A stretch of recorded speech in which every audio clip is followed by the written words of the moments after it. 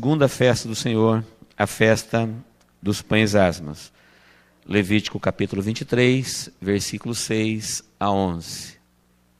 Diz assim: e aos 15 dias deste mês é a festa dos pães asmos do Senhor. 7 dias comereis pães asmos. No primeiro dia tereis santa convocação, nenhuma obra servil fareis, mas 7 dias oferecereis oferta queimada ao Senhor. Ao 7º dia haverá santa convocação, nenhuma obra servil fareis. Disse mais o Senhor a Moisés: fala aos filhos de Israel e diz-lhes: quando entrardes na terra que eu vos dou e cegardes a sua messe, então trareis um molho das primícias da vossa messe ao sacerdote. Ele moverá o molho perante o Senhor, para que sejais aceitos. No dia imediato ao sábado, o sacerdote o moverá. Muito bem, nós terminamos falando da Páscoa. Só como ponto de partida, nós aprendemos que a Páscoa foi o primeiro cerimonial que Deus instituiu após a saída do seu povo do Egito. E aprendemos que foi também a celebração que Jesus instituiu com os seus discípulos após tirá-los do mundo para o período da graça, agora a igreja que ocupa o lugar de Israel no cristianismo. Então Jesus instituiu a Páscoa, que corresponde, é a mesma, a ceia, que corresponde, é a mesma cerimônia do Antigo Testamento chamado Páscoa. Deixando claro, como nós aprendemos ontem na aplicação pessoal, que em toda casa, ou em toda vida, em todo coração, em toda família, se você quiser viver livre, protegido do poder do inimigo, a única coisa que ele respeita é o sangue de Jesus na sua vida. Ele zomba da nossa religiosidade, dos seus anos de fé, da tua igreja, não importa a placa. Mas se ele olhar para a sua vida e ver que lá dentro tem o Cordeiro de Deus que tira o pecado do mundo, e que na porta da sua casa há o sangue do Cordeiro, com esta vida ele não pode. Foi assim que Faraó disse para aquele povo: não vai adorar a Deus. Não vou deixar ir. E Deus falou para Moisés assim: vai deixar ir sim. Ele disse: não vou deixar não. E Deus falou: vai deixar sim, com mão forte eu vos tirarei de lá. E tirou. Toda pessoa que quer se ver livre do poder do pecado e não pode, é aqui que ele encontra a sua libertação. Aqui nasce um cristão. Quando ele conhece Jesus e o poder do sangue dele vertido na cruz do Calvário está na sua vida. A autoridade do seu nome está na sua vida. Aí começam todas as demais coisas que acontecerão na vida cristã. Amém? Muito bem, eu acabei de ler na apostila e você na Bíblia, e aos 15 dias deste mês é a festa dos pães asmos do Senhor.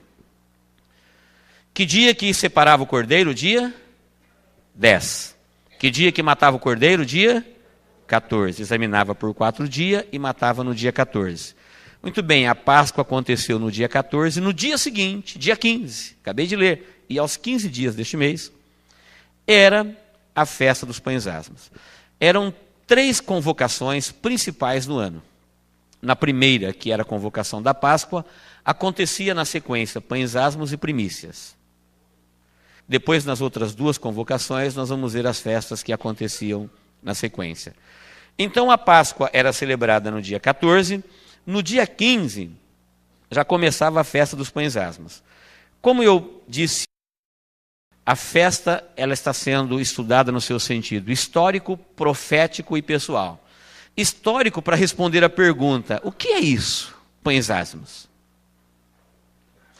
Profético para responder a pergunta: o que quer isso dizer? O que significa isso? E pessoal para responder a pergunta: o que eu tenho a ver com isso hoje? No que isso se relaciona comigo? Qual a importância de nós aprendermos pães asmos hoje, no tempo da graça, na época em que vivemos? E nós vamos ver que isso tem tudo a ver conosco em todas as festas, porque a igreja entrou no lugar de Israel, as suas celebrações são as nossas celebrações, o seu Deus é o nosso Deus, e as suas promessas são as nossas promessas. Somos filhos de Abraão pela fé. Somos herdeiros das promessas de Deus a Abraão pela fé. Somos filhos por adoção. Então, respondendo à pergunta, o que é isso, pães asmos? Nós acabamos de ler que era uma celebração em que havia sacrifício, dança, louvor, adoração. Mas o que dava o nome à festa é que durante 7 dias, como se fosse um seminário, todos os dias eles tinham que comer pão sem fermento. Pães asmos. Era para lembrar que quando o povo de Israel recebeu a ordem para sair do Egito, qual o motivo, Moisés, que temos que fazer isso? Deus mandou fazer isso para vocês nunca se esquecerem que naquela noite, quando Deus falou, Moisés, é hoje, à meia-noite, vocês vão receber a ordem para sair. Então fala para as mulheres hebreias não colocar fermento na massa. Porque se ela colocar fermento na massa e a massa crescer e não levar a massa até o forno, vai estragar e vocês vão passar fome. Então esta noite, fala para as mulheres não colocar fermento na massa, porque vocês vão pegar tudo que vocês têm. Gado, ovelha, roupa, o que vocês puderem carregar, e vocês receberão a ordem para sair do Egito. Quem deu ouvido à voz de Deus, comeu pão sem fermento por vários dias. Quem não deu ouvido, a massa levedou, perdeu e passou fome. Neste período em que eles saíram do Egito até chegar ao Mar Vermelho, foi um período muito difícil, foram dias de pega não pega. O povo saindo, andando vagarosamente, porque era 600 mil homens, fora mulheres e crianças, carregando coisas. Era uma mudança definitiva. E Faraó, quando percebeu que o povo saiu no seu encalço. E ali vinha atrás um exército numeroso, bem treinado, com cavalgaduras, com cavalos, carruagens.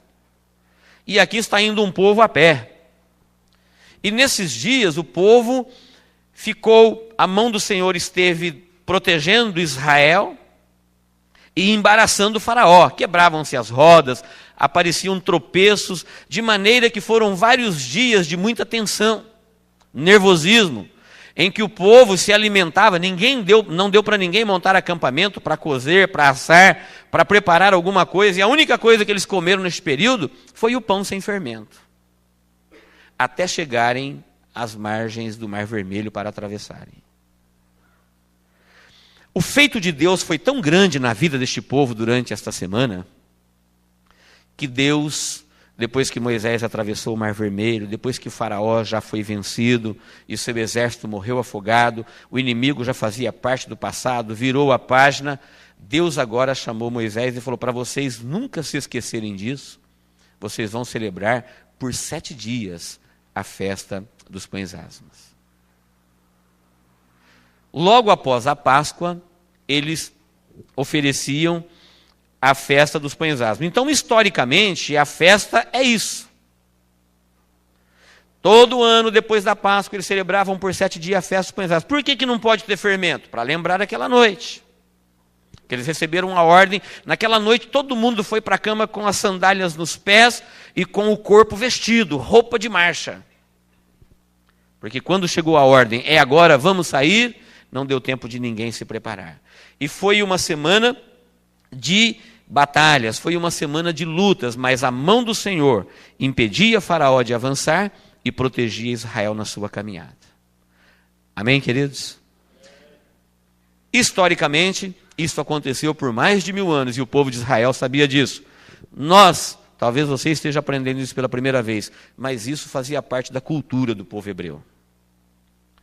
Agora a segunda pergunta, o que significa isso? Qual é o significado disso no sentido profético?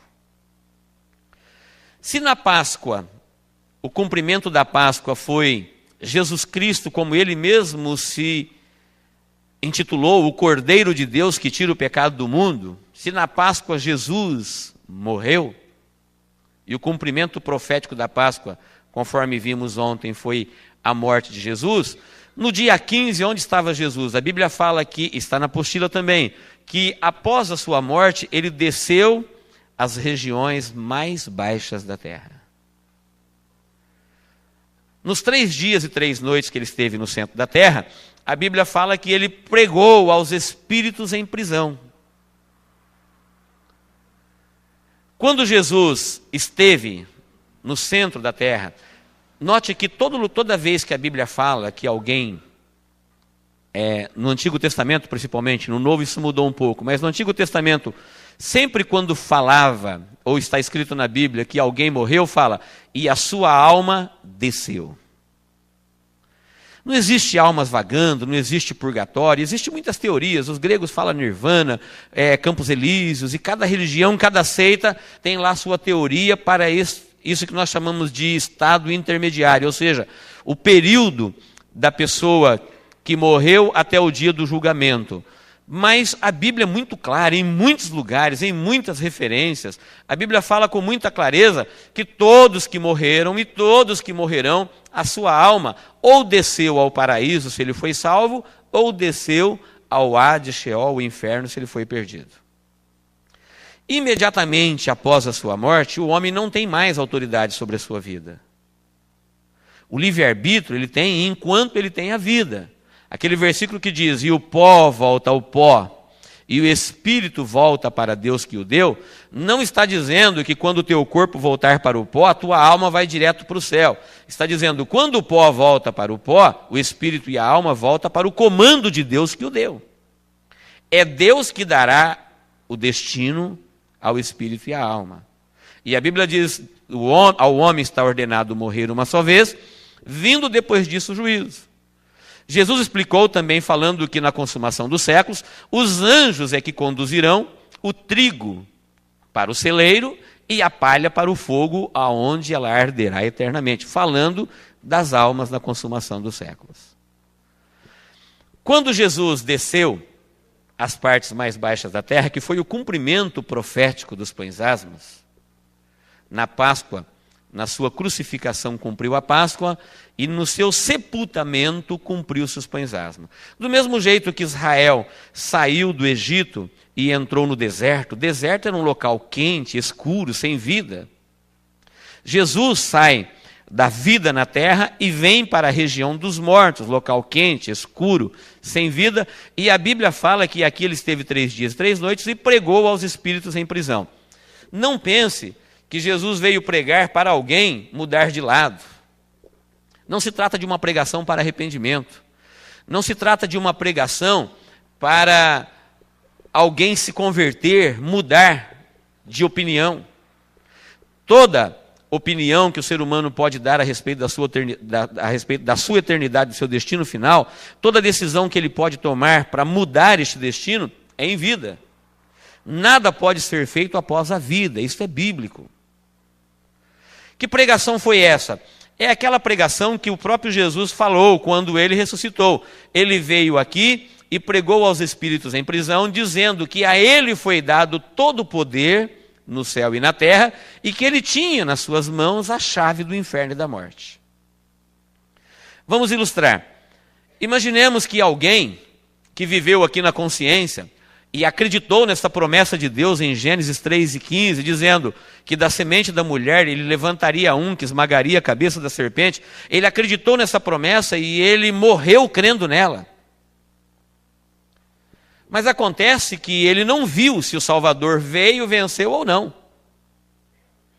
Quem viveu aqui no governo humano, na consciência, na patriarcal, na lei, foram pessoas que acreditaram, pregaram, ensinaram sobre Jesus, mas não tiveram a oportunidade de ver ele nascendo, vivendo e morrendo. Como não há contato entre o mundo dos mortos e o mundo dos vivos, eles não sabiam se ele veio, viveu e venceu. Ele poderia perder a batalha? Poderia. Pastor, você está dizendo que Jesus poderia perder para o diabo? Sim. Estou dizendo isso. Por quê? Porque ele não veio como Deus, ele veio como homem. E Satanás já havia enganado um homem perfeito sem pecado. Na terra existiu 2 homens sem pecado. Adão, que viveu no período da inocência, e Jesus, que foi o chamado de segundo Adão. Ou seja, o segundo homem que viveu na terra sem pecado. Quando o inimigo viu que o Filho de Deus, sendo Deus, não quis vir à terra como Deus, em Filipenses diz que ele se aniquilou, deixou a onisciência, a onipotência, a onipresença, os anjos, querubins, serafins, e veio como homem. E quando Satanás viu que ele era homem, que ele podia morrer de sede, de fome, crucificado, afogado, de acidente, ele alimentou esperança de vencê-lo. E as pessoas que viveram durante esses 4 milênios que antecederam a vida de Jesus, quem morreu salvo veio para cá, mas não sabia se ele venceu ou não. Quem morreu perdido veio para cá, mas também não sabia se ele venceu ou não. Portanto, quando Jesus venceu na cruz do Calvário, ele veio pregar aos espíritos em prisão. Não quer dizer presos, algemados, quer dizer em um local onde eles não podem sair, conforme você lê em Lucas 16, 22 e 23, o Lázaro falou para o rico, nós não podemos sair daqui, mesmo estando no paraíso. De maneira que você não pode sair daí e vir para cá, e eu não posso sair daqui e ir para aí. Há entre nós um grande abismo, ele falou. O rico chegou a dizer, mas deixa eu voltar na terra para avisar os meus irmãos, para eles não virem para o mesmo tormento que eu estou. Pai Abraão falou, tem lá na terra os pregadores. Tem Moisés e os profetas. Se eles não acreditarem na palavra dos pregadores, também não vão acreditar que você ressuscitou. Não vão acreditar. Assim, quando Jesus Cristo veio pregar aos espíritos em prisão, ele veio pregar para essas pessoas que ouviram os profetas, os patriarcas, os anjos, a consciência, os céus, porque os céus manifestam a glória de Deus. Pessoas que durante 4 milênios tiveram todo tipo de revelação de Deus e não deram ouvido a ela e foram para o Hades, Sheol, o inferno, e agora eles tiveram que ouvir do próprio Jesus que aquilo que Deus havia prometido primeiro, lá em Gênesis 3:15, e que todos os seus profetas e patriarcas e anjos falaram, estava se cumprindo, e que ele veio, viveu e viveu sem pecado, morreu para morrer a nossa morte, e agora ele já tinha nas suas mãos a chave do inferno e da morte. Ele já podia dizer, é-me dado todo o poder no céu e na terra. Por que ele disse, é-me dado todo o poder nos céus e na terra? Ele já não tinha todo o poder nos céus e na terra? Não. Porque os dons de Deus são dados sem arrependimento. E o poder na terra, eu disse ontem que foi dado a quem? A Adão, ao homem. Quem é que Deus mandou? Governe, domine e sujeite na terra. Foi para Jesus? Foi para Adão. Nos céus ele já tinha poder, porque ele é Deus, ele é Criador. Na terra o poder foi dado ao homem. O homem entregou o poder a Satanás pela desobediência. E a Bíblia fala, quando alguém é vencido, ele se torna servo do vencedor. Durante todo esse tempo, o homem queria se libertar do poder do pecado e não podia. Porque o dono da terra entregou a autoridade da terra, o comando da terra na mão do inimigo. E ele vinha escravizando a humanidade toda, fazendo ciranda com eles. Quando Jesus Cristo veio, por isso, queridos, é que ele teve que nascer de Maria. A grande maioria que sabe que Jesus foi filho de Maria não sabe nem por quê. A grande maioria que sabe que ele morreu na cruz do Calvário também não sabe por que ele morreu. Porque a autoridade na terra foi dada para o homem, e o homem entregou para o diabo, e Deus, que não comete injustiça, não podia ele, como Deus, ir lá e tomar a autoridade, porque a autoridade foi dada ao homem. E para ele resolver o problema do pecado de acordo com a sua natureza santa e justa, ele tratou o pecado de igual para igual. Um homem entregou a autoridade, um homem foi lá e conquistou a autoridade em igualdade. Assim Jesus Cristo vem como Adão, chamado na Bíblia de segundo Adão, e Satanás submete ele a tudo aquilo que um homem jamais suportaria. Mas ele suportou, e quando ele suportou sem pecado, ele veio aqui e falou, agora é-me dado todo o poder no céu e na terra. E as pessoas que não acreditaram na palavra dos profetas, dos patriarcas, tiveram que, com tristeza, com desespero para a sua própria alma, ouvir que a mensagem que eles ouviram em vida era verdadeira. Tinha fundamento. Mas isso em nada mudou a situação deles. Foi uma pregação para eles tomarem conhecimento de que Deus não estava blefando, brincando. Ele cumpriu a sua promessa. E quando chegou o tempo certo, a plenitude dos tempos, ele nasceu conforme Deus prometeu, viveu conforme Deus prometeu, morreu e agora estava anunciando a sua vitória. E quando ele chegou aqui no paraíso para anunciar a sua vitória, eu fico imaginando como não foi um dia feliz. Imagine todos os santos do Antigo Testamento que morreram fiéis a esta palavra, acreditando nesta mensagem. E que estavam por um tempo, ainda que seja um local de tranquilidade, de paz, o paraíso, onde a presença de Deus reinava, mas não é no céu, era dentro da terra. Nenhum ser humano podia sair da terra desincorporado em espírito e alma, porque Jesus não havia vencido a morte. E a Bíblia fala que o salário do pecado é a morte. Desde que o homem pecou, ele começou a morrer. E ninguém tinha vencido a morte até então. Agora nós vamos ver que quando Jesus Cristo veio e pregou aos espíritos em prisão, então o homem pode, daqui para frente nas primícias nós vamos ver que este local hoje está desabitado. Amém, queridos? Quem está me entendendo, diga amém. Este foi o cumprimento profético da festa dos pães asmos. A terceira pergunta, o que isso tem a ver comigo hoje? Vamos lá, na sua apostila, diz assim: expurgai o fermento velho para que sejais massa nova, assim como sois sem fermento, porque Cristo nossa Páscoa já foi sacrificado, pelo que celebremos a festa, não com o fermento velho, nem com o fermento da malícia e da corrupção, mas com os asmos da sinceridade e da verdade. O próximo parágrafo ainda é texto bíblico, pelo que mantenhamos a festa, não com o velho fermento da maldade e da malícia, mas com os pães asmos da sinceridade e da verdade. Preste bem atenção, dá a impressão que eu estou lendo Levítico, mas eu não estou, eu estou lendo 1 Coríntios. Vê se você consegue perceber a importância disso para a nossa vida, é o sentido pessoal. 1 Coríntios, quem está falando é o apóstolo Paulo. O apóstolo Paulo é o grande e o primeiro apóstolo dos gentios. Gentios quer dizer da igreja, foi o primeiro pregador para os demais povos fora Israel. É uma mensagem para nós. E se é para nós, por que fala de pães asmos, de Páscoa? Porque as festas são revelação de Deus ao seu povo. Olha o que ele diz, porque Cristo, nossa Páscoa, já foi sacrificado, nossa Páscoa, da igreja. Pelo que celebremos a festa, não com o fermento velho, nem com o fermento da malícia e da corrupção, mas com os asmos da sinceridade e da verdade. Paulo está dizendo, nós que fomos tirados do mundo, assim como Israel foi tirado do Egito, estamos livres do poder do faraó. Eles eram do poder do faraó, nós do poder do diabo. Quem tem o sangue de Jesus na sua vida, o diabo e os seus anjos não têm mais autoridade na vida dele. Então o poder do pecado foi vencido na nossa vida, mas isso não é tudo. Eu preciso ser livre agora da prática do pecado. Note que na segunda dispensação, o que trouxe o juízo, sabe o que chama? O pecado que trouxe o juízo, sabe como se chama? Jugo desigual.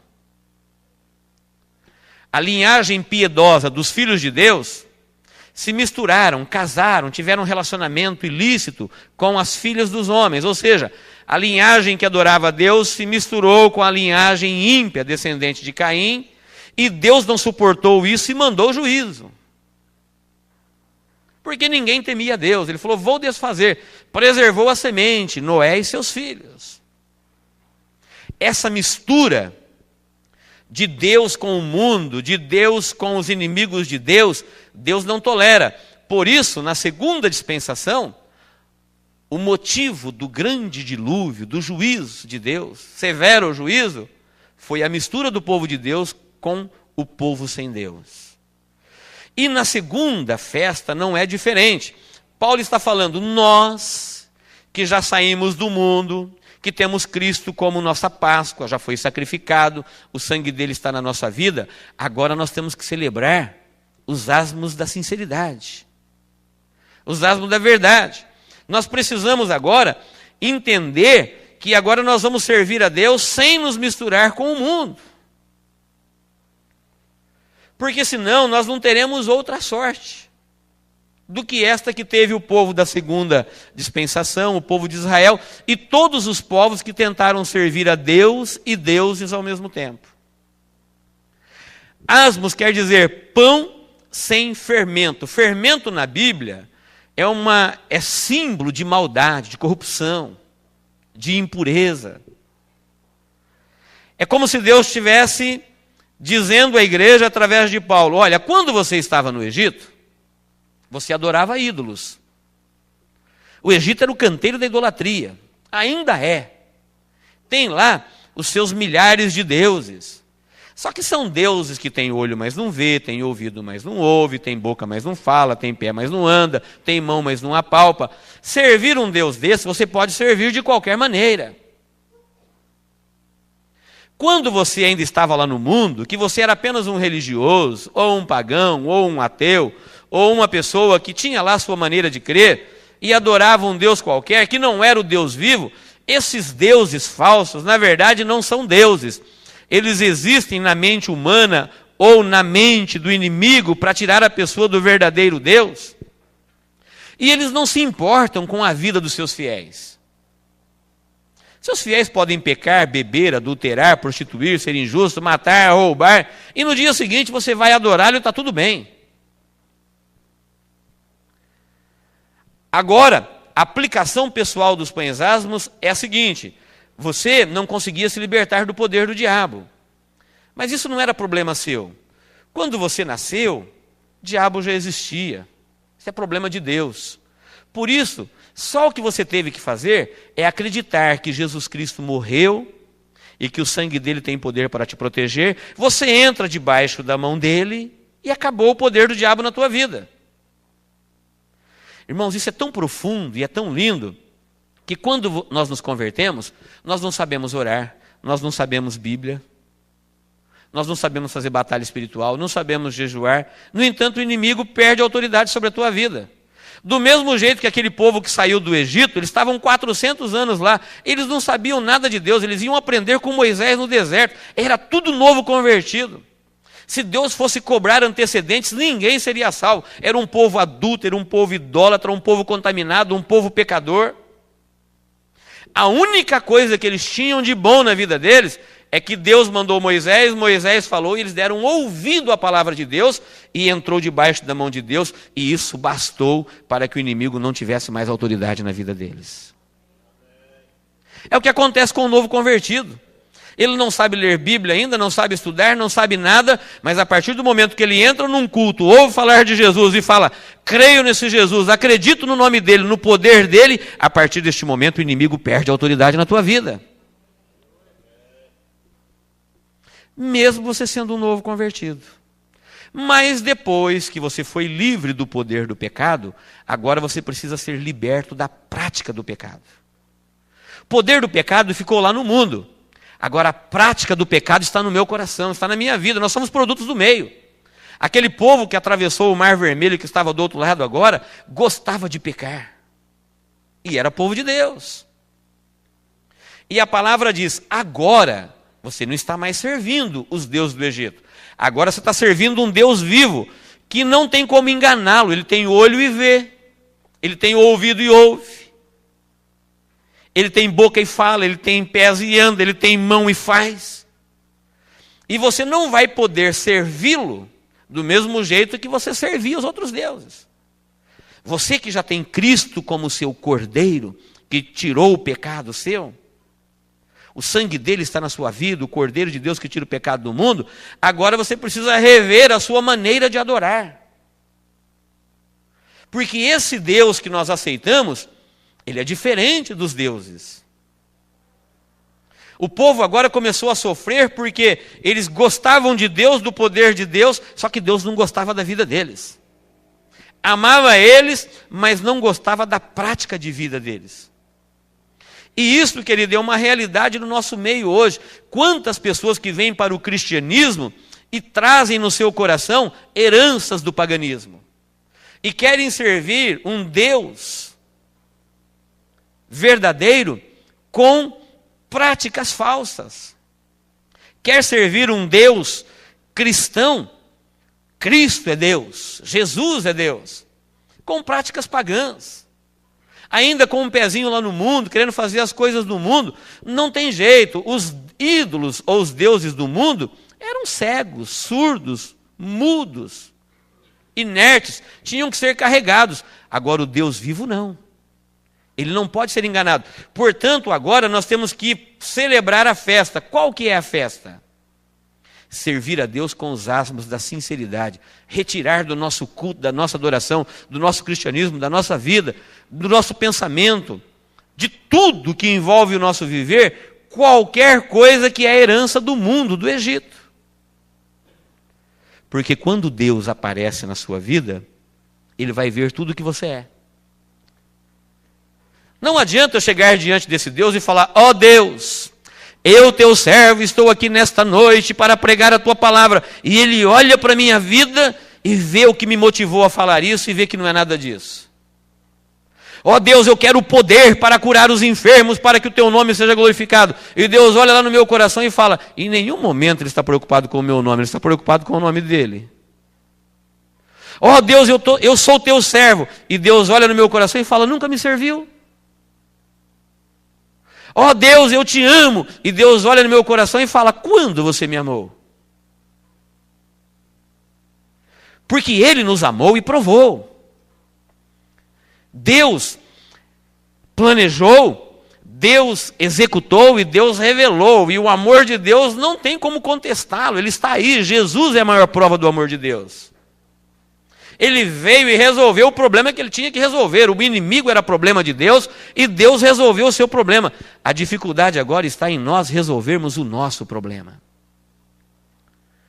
Queridos, existe muito de falso no nosso culto. Existe muito da maldade, da malícia, do paganismo na nossa vida cristã. De maneira que é muito comum hoje uma pessoa ter duas personalidades. Porque a sua pessoa verdadeira, ela é tão insustentável que ele cria uma outra para se relacionar. Só tem uma maneira de nós não termos duas personalidades. É nós curarmos a nossa pessoa, porque aí nós não teremos vergonha de viver com ela. Qualquer pessoa que você conhece na rua, se você conhecer ela na sua intimidade, você vai falar: não é a mesma que eu conheci. Ela tem o que ela realmente é, e ela tem o eu que ela é, e o eu que ela se apresenta. É que às vezes o eu que eu sou é tão vergonhoso,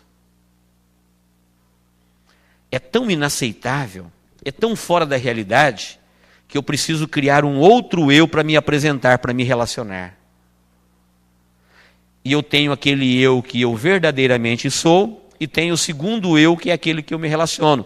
Quando você pergunta para mim, eu falo: eu sou um cara legal, eu sou uma pessoa honesta, sou uma pessoa boa. Eu já vi tanta gente olhando nos meus olhos e falando assim: olha, eu sou uma pessoa muito boa. E eu que não sou Deus, olho para ele e falo: não é isso que eu vejo. Eu que não sou Deus. Eu sou uma pessoa muito direita. E você olha e fala: não é nada disso. Este é o eu que ele gostaria de ser. Agora, nós estamos diante de um Deus. O cumprimento pessoal dos pães asmos é você ter consciência que agora você tem um Deus vivo. Que Ele não se deixa enrolar pelo que você fala. Ele ouve o que você fala, mas sabe o que você vive. De nada adianta eu querer enganá-lo, porque ou Deus olha para a minha vida e vê tudo, ou Ele não olha para ela. Mas a partir do momento que eu compareço diante dEle na sua casa, Ele vai olhar para a minha vida e vai ver tudo. Eu costumo dar o exemplo da visão. Suponhamos que uma pessoa daqui da frente, ele olhasse para mim e falasse: pastor, eu quero que o senhor olhe para mim e me veja, mas eu não quero que o senhor veja mais nada, só eu. Eu vou dizer para ele: ou eu não olho para o senhor e não vejo nada, ou eu olho para o senhor e vejo tudo. Eu vejo quem está à sua esquerda, à sua direita, vejo atrás, vejo a parede. Se não tivesse a parede, eu tenho um poder de visão que eu conseguiria ver longe. Por quê? Porque Deus me deu um poder de visão e eu tenho duas escolhas: ou eu não olho para uma vida e não vejo nada, ou eu olho para uma vida e vejo tudo que está à sua volta. Assim é Deus. Quando eu falo Deus, eu estou aqui, Deus tem um poder de visão que Ele não vê só o que está à volta. Deus vê tudo. Ele te vê antes de nascer, antes de vir, porque veio, antes de falar, porque falou.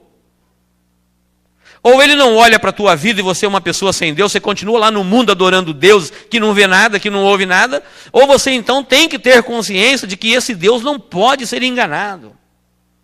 Paulo está falando, nós que temos Cristo, a nossa Páscoa, que já nos livrou do poder do pecado, agora nós temos que ter a consciência que para servir este Deus, nós não podemos fazer isso com a vida da malícia, nós temos que fazer isso com os asmos da sinceridade. É uma vida nova, porque Deus se serve de qualquer maneira, mas Deus, Ele é onipotente, onisciente, onipresente. Ele não fica no culto, quando você vai embora Ele vai com você, quando você levanta Ele levanta com você, quando você fala, Ele sabe o que você falou e sabe por que falou.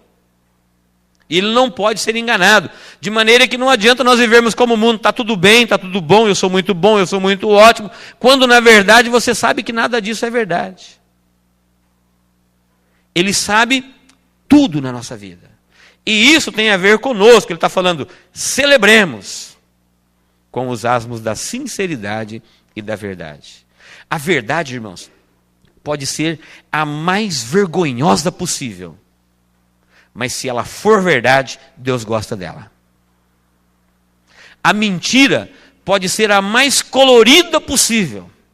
Se for falso, Deus abomina ela e o mentiroso. E a Bíblia fala que no lago de fogo será lançado todos os que amam, cometem e praticam a mentira.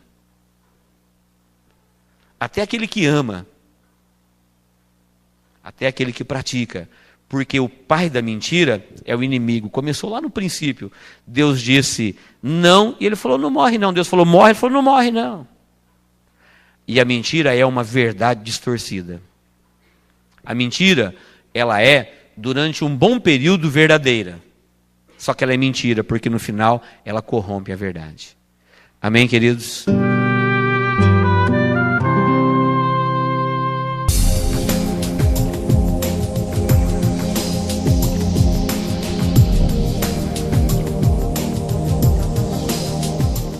Eu quero te convidar agora para nós entrarmos na terceira dispensação. Nós temos aí um dever, um sinal, uma promessa, uma desobediência, um juízo. Deus criou o homem inocente. Se dependesse de Deus, ele seria sempre inocente. O homem olhou para Deus e falou, eu quero ser consciente.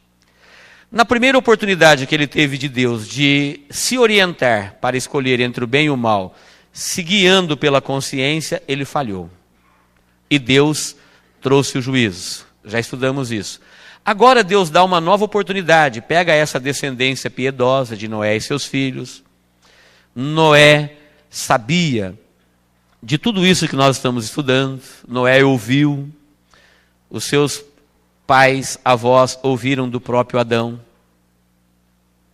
que Deus é Deus, que Ele existe, que Ele fala, que Ele é verdadeiro, que Ele aplica juízo.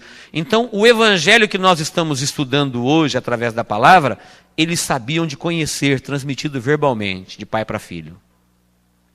Isso aqui não era novidade para eles, sabiam disso. E agora Deus chama o homem e dá uma nova oportunidade. 1656 anos depois, as águas do dilúvio baixaram, depois de quase um ano, e agora Noé sai da arca e vai começar a repovoar a terra. E Deus deu a oportunidade deles se organizarem em forma de governo humano. A dispensação do governo humano é aquela dispensação que o homem agora teria mais uma oportunidade. Além dele ouvir a consciência, ele iria se organizar como um governo. E todo governo tem regimes, regras, leis. E ele poderia tirar conselho um com o outro, criar leis, criar mandamentos, regras, ordenanças, regimes, democrático, teocrático, parlamentarismo, presidencialismo, na forma antiga. Mas o homem agora teria mais uma oportunidade da parte de Deus para não errar. Ele tiraria conselho, ele se aconselharia. Até aqui, o homem tinha que escolher entre o bem e o mal individualmente, cada um tinha que escolher o seu caminho. Agora Deus manda eles se organizar e juntos eles tirarem conselho e escolherem obedecer à voz de Deus e aguardar o Salvador que viria um dia para redimi-los do seu pecado. Olha o dever deles na sua apostila, está em Gênesis 9, 1 e 2. Que dever simples, povoar a terra, encher a terra e governar a terra. Concorda comigo que Deus não está pedindo nada de absurdo? Sabe o que é povoar a terra? Gerar filhos e filhas. É difícil isso? Não. Hoje, um pouco mais, mas antigamente era mais fácil ainda. Ordem de Deus para essa dispensação agora: eu não vou destruir mais a terra com água, vou fazer uma nova aliança com vocês, e para você saber, Noé, para você falar para os seus filhos que eu fiz um pacto com você, eu vou colocar o meu arco no céu. Este arco que nós conhecemos como arco-íris. A Bíblia não diz íris, a Bíblia diz meu arco. Íris é uma deusa da mitologia grega, e algumas pessoas chamam de arco-íris, mas Deus disse o meu arco. E eu vou colocar este arco no céu como um estatuto perpétuo. Quando a sua descendência perguntar o que é este arco colorido de uma a outra extremidade do céu, você vai falar para o homem, para a sua descendência, que eu fiz um pacto com você, que eu não vou destruir mais a terra com água. E que eu estou te dando uma nova oportunidade. Vai pegar os seus filhos, a sua descendência, você vai multiplicar a mesma ordem que ele deu para Adão no começo. Encha a terra.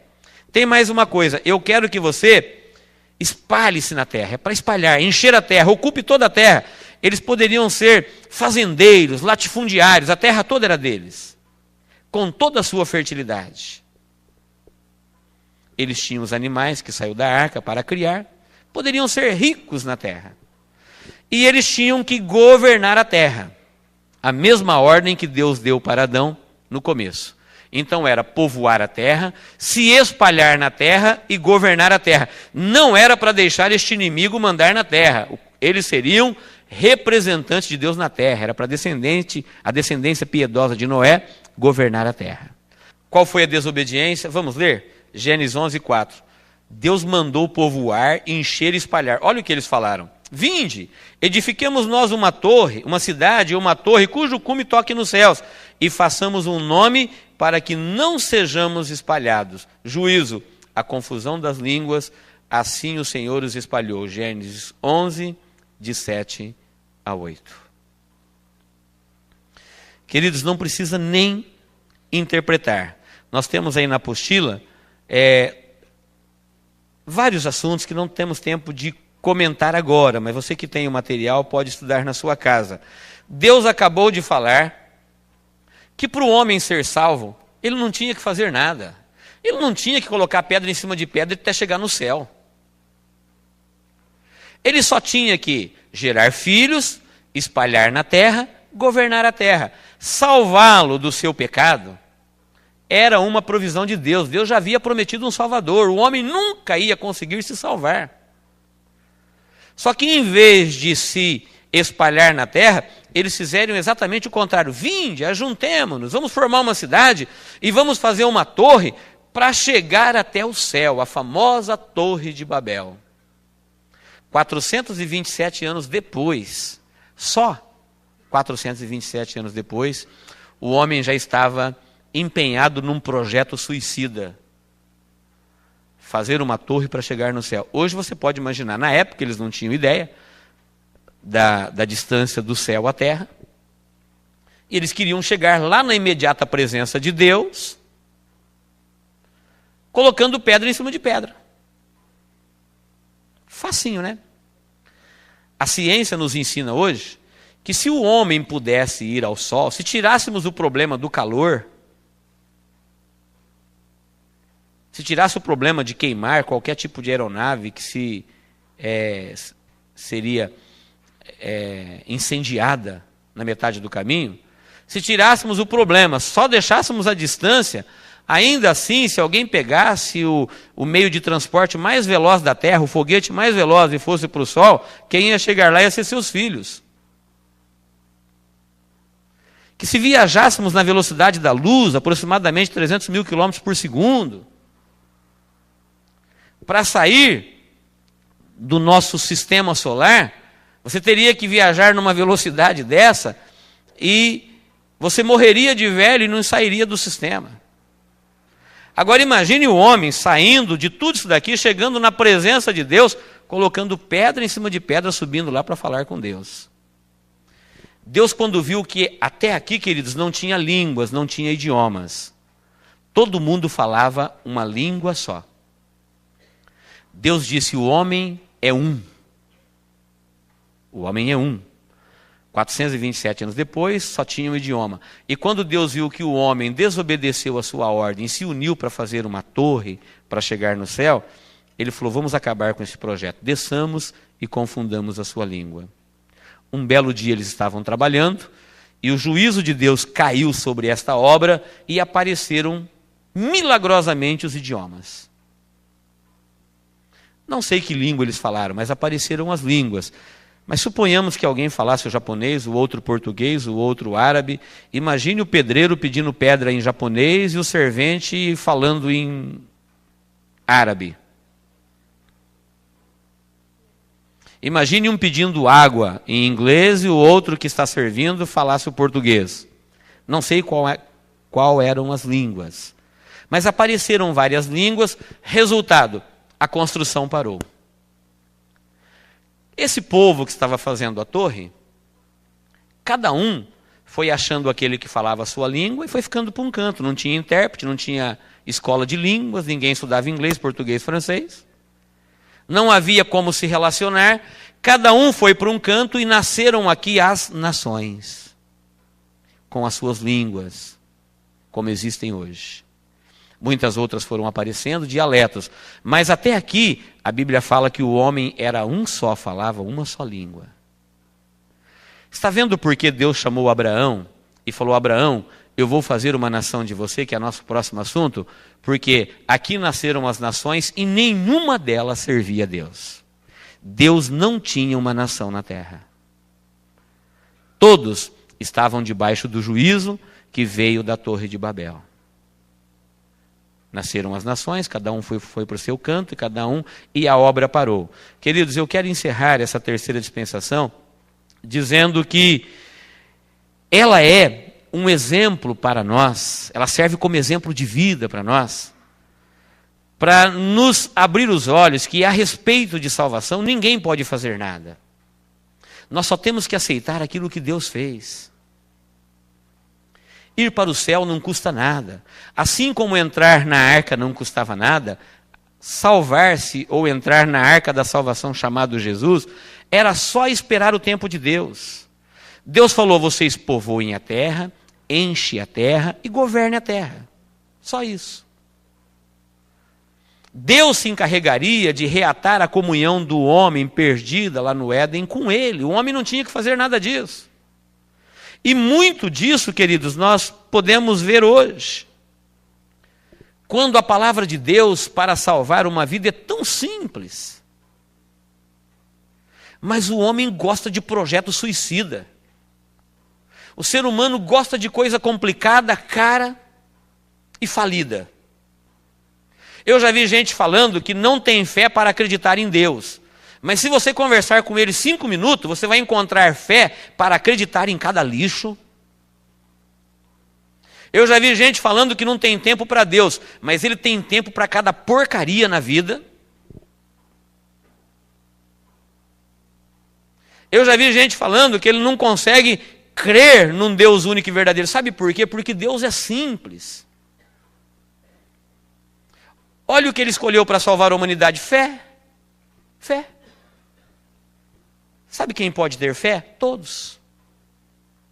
Um analfabeto pode ter fé. Uma pessoa muito culta pode ter fé. Um pobre pode ter fé. Um preso pode ter fé. Um rico pode ter fé. Todos. Deus colocou o céu ao alcance de todos. O homem não tinha que fazer nada. No entanto, ainda hoje você encontra muita gente com um projetozinho como esse aqui da Torre de Babel na sua vida. Ele querendo traçar o seu caminhozinho complicado para ir para o céu. Querendo pagar o seu karma, querendo reencarnar muitas vezes como macaco, como borboleta, como onça, para virar um espírito de luz.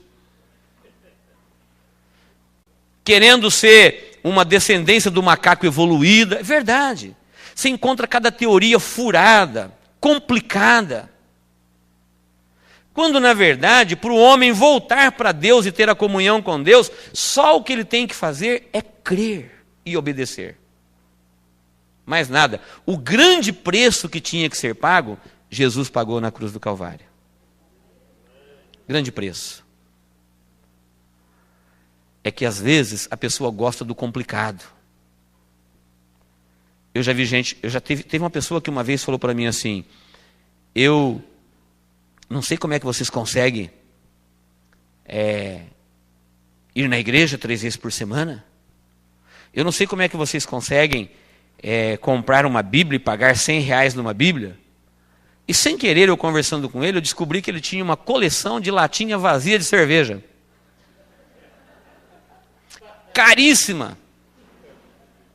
Não sei quantos exemplares. Falei, engraçado, isso aí você consegue. Era o deusinho dele. Se mexesse numa latinha daquela, você tirava o Deus dele do altar, ele perdia a paz. Mas Deus ele não conseguia acreditar. É uma torrinha de Babel que ele criou para ele, um caminho complicado. Queridos, se Deus não estiver no nosso coração, alguma outra coisa desprezível estará tomando o lugar de Deus. Deus é simples, ele falou, olha, governe a terra, se espalhe, gere filhos e filhas, viva a sua vida normal, espere, o Salvador virá, espere. Ele prometeu, da descendência da mulher eu vou tirar um que vai esmagar a cabeça da serpente. Mas e se eu morrer e eu não ver esse Salvador chegar? Para Deus não tem morte, você simplesmente vem para onde Ele está, paraíso. Para a presença dele. Quando o pó volta para o pó, quem acreditou nele volta para a presença dele. Continua vivo, não tem morte com Deus. A morte não estava no começo, quando Deus criou o homem, ela não existia, olha aqui, ó. Não tinha mundo dos mortos. E nos planos e na vida de Deus, ela não existe. A Bíblia chega a dizer que aos olhos do Senhor, a morte dos seus é preciosa. Por quê? É simplesmente uma passagem da vida humana para a vida espiritual. A morte é um inimigo de Deus que será vencido no dia do juízo final. A morte também será lançada no lago de fogo. É o último inimigo a ser vencido. O império dela não é eterno. Teve um princípio quando o homem pecou, e quando o problema do pecado foi resolvido e tratado e expiado, e tudo vai fazer parte do passado, a morte também deixará de existir. Porque ela nunca esteve nos planos de Deus. Deus não criou a morte. Foi a desobediência que trouxe a morte. Foi o pecado dos nossos pais. Portanto, Deus é simples. E na terceira dispensação do governo humano, nós encontramos que o homem gosta de complicar. Ele gosta de deuses caros, complicados. Ele gosta de teorias furadas, vazias. Como essa que eu acabei de falar, que o homem veio do macaco. A pessoa acredita que o homem veio do macaco porque ela diz assim, não, eu creio na evolução, eu não tenho fé para crer que Deus criou o homem. O homem que deu origem a essa teoria chama-se Charles Darwin. Ele se arrependeu dela e morreu convertido, assistido por cristãos no leito da morte. Só que ele tentou desfazer a obra que ele criou, a teoria que ele criou, e não conseguiu mais. O inimigo usou ela para fazer dela uma religião. Só que o livro que ele criou na época, quando ele não era cristão, que deu origem a essa teoria, chama-se O Século da Razão. É onde ele fala da evolução. O próprio Darwin ficava perturbado na sua mente com a sua teoria. Ele ficava preocupado com o olho humano, com o olho dos animais, porque ele não evolui. Ele tem o mesmo reflexo desde quando nasce até quando morre. Isso era um fantasma na mente dele. E esse livro chamado O Século da Razão, ele tem mais de 200 vezes as citações. É possível, acredita-se, entretanto, talvez. Mas a pessoa fala, eu não tenho fé para acreditar num Deus verdadeiro que diz que ele criou o homem. Mas ele tem fé para acreditar nessas afirmações. Talvez, é possível, entretanto, acredita-se, talvez. Mas ele acredita no falso. Ele acredita no inseguro, no complicado, no caro, no distante. E Deus não tem por objetivo provar nada para ninguém. Deus não prova que ele criou o homem. A Bíblia diz que ele criou o homem e acabou. Deus é verdadeiro, ele não fica provando. Ele não mente, ele não brinca. Se ele disse que ele criou, é porque ele criou. Hoje a ciência já nos ensina que o ser humano veio da terra, porque tudo que tem aqui no nosso corpo tem na terra. É possível um cientista pegar um corpo humano de 80 quilos e falar, você tem tanto de água, tanto de ferro, tanto de alumínio, tanto disso, tanto daquilo. Uma vez eu estudei isso, eu descobri que nós temos no corpo um tanto de enxofre suficiente para matar as pulgas de um cão. Nós temos no corpo um tanto de ferro que dá para fazer 1,5 maço de prego. E assim por diante. Ou seja, tudo que tem aqui está ali, uma prova de que Deus fez do pó da terra. E Deus não prova isso. À medida em que vamos estudando, vamos descobrindo como Deus é verdadeiro, como Ele fala a verdade. Amém, queridos?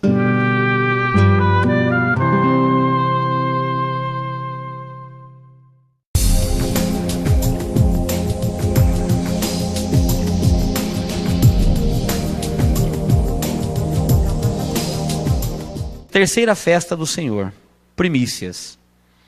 Levítico 23:10. Então trareis ao sacerdote um molho das primícias da vossa cega. E ele moverá o molho perante o Senhor para que sejais aceitos. No dia seguinte, ao sábado, o sacerdote o moverá. Analisando as festas sobre os 3 sentidos, histórico, profético e pessoal, na história, primícias quer dizer o primeiro de uma colheita. O povo de Israel era um povo que tinha uma economia basicamente agrícola. E através da linguagem simbólica das colheitas, nós encontramos Deus revelando muita coisa do seu coração para o nosso coração. Por exemplo, a colheita, ela tinha 3 fases. A colheita principal tinha 3 fases, que era a primícia, a colheita principal e depois o rabisco da colheita. O que é primícia, que é o que nós vamos estudar historicamente? Primícia, em Israel, acontece um fenômeno, que às vezes aqui acontece também, mas em menor escala, que quando há uma plantação de cevada ou de trigo, ou de qualquer cereal, misteriosamente tem aquele fruto temporão que salta acima da colheita principal. Ele amadurece primeiro. Ele fica pronto para a colheita antes da colheita principal. É possível, às vezes, você ver no arrozal ou no milharal, aquelas espigas bonitas, viçosas, aquele pé de espiga, que ele está acima. Você olha e parece que o milho que foi plantado todo ao mesmo tempo, está tudo na mesma altura, mas aqui ou ali, em algum lugar, distante um do outro, você vê aquele pé de espiga acima dos demais. Lá, naquele clima, isso acontecia com frequência, de maneira que antes da colheita principal, o judeu, agradecendo a Deus, porque no deserto ninguém prospera, no deserto ninguém colhe, era Deus que mandava chuvas, 3 chuvas no ano, 3 colheitas no ano, e cada colheita envolvia esses 3 aspectos que eu estou falando aqui agora. Ele pegava a primícia, esse fruto mais bonito, esse trigo mais bonito, a cevada mais bonita, ele pegava isso e reverentemente ele colhia e levava no templo e ofertava isso ao Senhor no templo. Ele dava a primícia da produtividade na terra. Era os primeiros frutos de uma vida na dependência de Deus. Eles viviam no Egito e comiam o pão da escravidão. Saíram do Egito, atravessaram para o Mar Vermelho, libertos do poder do pecado, libertos da prática do pecado nos pães asmos, agora vivendo a Deus, servindo a Deus com sinceridade, vivendo na sua dependência, as bênçãos de Deus começavam a aparecer na vida deles. O deserto começou a produzir. Deus mandava chuva e eles plantavam, e cada vez que ele ia lá e oferecia a primícia, era como se ele estivesse consagrando toda a sua produtividade a Deus. Então ninguém se atrevia a comer, comercializar. A primícia ela era movida reverentemente ao Senhor no tabernáculo e depois no templo. Depois da primícia, alguns dias depois, vinha a colheita principal. Então na colheita principal, colhia-se tudo que tinha que se colher. Mas Deus deu uma ordem para não rapar, para não rapelar a terra. Era para deixar uma espiga aqui, outra ali, que era para o estrangeiro, para o órfão. Aquele estrangeiro que passava pela terra, pelo campo, para ele não morrer de fome. Então tinha o rabisco da colheita. Quem colhia o rabisco da colheita? Quem andava pela terra.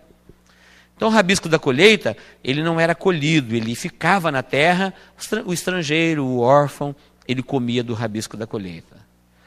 Espiritualmente, tudo isso tem um grande significado. Jesus usou as 3 fases da colheita para falar da colheita de almas. A Bíblia fala que ele é a primícia dos que dormem. Dormir na Bíblia quer dizer morto, só que não morto eternamente. Pessoas que morreram a primeira morte. Qual é a primeira morte? Esta que o espírito e a alma saem do corpo e vêm ou para o paraíso ou para o inferno. Jesus está dizendo que ele é o primeiro a ressuscitar dos mortos. Por isso, no sentido histórico, a primícia era isso, era uma gratidão daquilo que Deus havia dado a eles como produtividade na terra. Eram os primeiros frutos do caráter cristão. É o cristão quando começa a dar a Deus os primeiros frutos de Deus na vida dele. Devolver a Deus um pouco daquilo que Deus está fazendo na vida dele. Amém? Profeticamente, nas primícias nós temos o cumprimento profético. 1 Coríntios 15, 20 diz: mas na realidade Cristo foi ressuscitado dentre os mortos, sendo ele as primícias dos que dormem. Então veja bem, texto bíblico tem aí na apostila, Mateus 27, 50, 54. Diz que quando Jesus morreu, aconteceu a Páscoa. Quando ele foi sepultado, aconteceu os pães asmos. Ele veio e pregou aos espíritos em prisão. Esteve 3 dias e 3 noites no seio da terra. Quando ele ressuscitou, se cumpriu as primícias, ou seja, ele é o primeiro a ressuscitar dos mortos. Nunca nenhum homem ressuscitou dos mortos. Espera aí, pastor. Mas e o Lázaro que ele ressuscitou antes dele? E o filho da viúva de Naim? E aquelas pessoas que foram restauradas à vida no Antigo Testamento? Tem 7 casos de restauração da vida. Restauração da vida é diferente de ressurreição. O que é restauração da vida? É Deus ordenar ao espírito e à alma que volte ao mesmo corpo que morreu, e ele volta a viver uma vida humana normal e morre de novo. Então o filho da viúva de Naim morreu de novo, Lázaro morreu de novo. E todos os casos que teve restauração da vida na Bíblia, eles morreram novamente. De maneira que Jesus é o primeiro, ele é a primícia dos mortos. Só que o texto diz que juntamente com ele, leia aí na apostila, no meio onde está negritado, diz: e muitos corpos de santos que tinham dormido foram ressuscitados, e saindo dos sepulcros, depois da ressurreição dele, entraram nas cidades santas e apareceram a muitos. Ora, os centuriões que com eles aguardavam Jesus, vendo o terremoto e as coisas que aconteciam, tiveram um grande temor e disseram: verdadeiramente, este era o Filho de Deus. Então, 3 dias depois, quando Jesus ressuscitou, houve um terremoto, depois que Jesus foi e cumpriu a sua parte das primícias, cumpriu a parte da Páscoa, dos pães asmos, e agora, ao cumprir as primícias, houve um tremor de terra, e alguns santos que viveram, não sabemos quantos e nem quais são os seus nomes. O texto diz: alguns santos que viveram no Antigo Testamento ressuscitaram juntamente com eles, foram vistos em Jerusalém, na cidade santa, por muitos. Só que eles não voltaram a viver no seu corpo, não voltaram a viver com suas famílias, porque agora eles estavam ressuscitando, não é restaurando a vida. Ou seja, ressuscitando em corpo imortal, glorificado para nunca mais morrer. A diferença da ressurreição para a restauração da vida é que a restauração a pessoa volta a viver no mesmo corpo para depois morrer. Na ressurreição, ele ressuscita em corpo glorificado para nunca mais morrer. Jesus, ele foi o primeiro a ressuscitar. Como a primícia não era um galinho de trigo, era um feixe, era um pouco da colheita, Jesus não ressuscitou sozinho. Um grupo de pessoas ressuscitou com eles. Ressuscitaram algumas vidas, apareceram, foram vistas e depois não foram vistas mais. Apenas para testemunhar que a primícia dos que dormem estava sendo oferecida a Deus. Foi quando Jesus saiu daqui, do centro da terra, que ele não deixou, o texto diz, levou o cativo o cativeiro. Eu acabei de dizer na festa passada que esses espíritos estavam em prisão, não quer dizer algemados, mas presos, não podiam sair. Por que não podiam sair? Porque Jesus não tinha vencido a morte. Agora, como Jesus venceu a morte, ele veio à região dos mortos, e a Bíblia fala, com essas referências que estão aqui no mapa e na apostila, que ele levou o cativo e cativeiro, e o paraíso deixou de ser no centro da terra, e passou a ser no terceiro céu, na imediata presença de Deus. Onde está o paraíso hoje? Este local hoje, no centro da terra, ele é desabitado. Queridos, os detalhes são tão impressionantes, que se você ler de Gênesis até Malaquias, qualquer lugar que fala que morreu um salvo, fala sua alma desceu ao paraíso. Essas pessoas que escreveram isso, não sabiam disso que nós estamos falando. A Bíblia foi escrita por sábios, por leigos. Teve pessoas que escreveram não são, eles não sabiam esses detalhes. Isso estava acontecendo. A história estava se desenrolando, Deus estava executando o seu plano. Mas a prova é que eles estavam na unção do Espírito Santo é que não tem uma só referência no Antigo Testamento que fala de um salvo que morreu e a sua alma subiu ao paraíso. E não é por coincidência que agora de Mateus até Apocalipse, todo lugar que fala de uma alma que foi para o paraíso fala subiu. Não fala mais desceu. De Gênesis até Malaquias, quando fala de almas para o paraíso, fala descendo. De Mateus até Apocalipse, quando fala de alma, fala subindo ao paraíso. Uma prova de que esses escritores estavam no controle e na unção de Deus que sabe o que faz, executando o seu plano e usando os seus fiéis na terra. Quando ele ressuscitou, então ele levou. Aqui este local está desabitado. Jesus Cristo foi a primícia dos que dormem. A grande colheita de alma não aconteceu. Eu falei das 3 fases da colheita. A primícia já aconteceu. Quando será a grande colheita? A Bíblia fala que por ocasião, nessa época em que estamos vivendo agora, quando o anjo de Deus tocar a sua trombeta, os mortos em Cristo, todos aqueles que morreram em Cristo, que estão aqui no paraíso, quando a trombeta tocar, num abrir e fechar de olhos, eles ressuscitarão. Os mortos. E os vivos que estiverem aqui? Se Jesus voltasse hoje, nós que estamos vivos, seremos arrancados da terra, desapareceremos num abrir e fechar de olhos, nos encontraremos com Ele nos ares, estaremos para sempre com o Senhor. Será a grande colheita de almas. Primícia é o temporão, é o primeiro da colheita. Depois vem a grande colheita, que é a colheita principal. E depois ficará o rabisco da colheita. O que é o rabisco da colheita? As pessoas que se salvarão na grande tribulação, uma aqui, outra ali. Terá salvos na grande tribulação? Sim. Como? Através do seu próprio sangue. Vai ser muito difícil, com muita dificuldade, mas terá. Do mesmo jeito que o rabisco da colheita era colhido um a um, aqui não haverá mais ressurreição coletiva. Você vai encontrar João vendo pessoas no céu, com palmas, com vestes brancas, e ele perguntou, quem são? De onde vieram? E o anjo falou, são aqueles que vieram da grande tribulação. Foram perseguidos, foram torturados. E ele perguntou, por que o Senhor não vinga a morte deles? E ele disse, o anjo disse, porque ainda não se completou o número daqueles que iam salvar. Eles estavam chegando no céu um a um. Assim como o rabisco da colheita que ficava na terra, era colhido um a um pelo estrangeiro, pelo órfão. Então, nas 3 fases da colheita, Deus deixou claro, para usar a linguagem simbólica, das 3 colheitas de almas na terra. A primeira vez que almas saíram da terra para ir para o céu foi nas primícias, e Jesus levou o cativo o cativeiro. A outra será na primeira ressurreição, e os perdidos continuarão sepultados.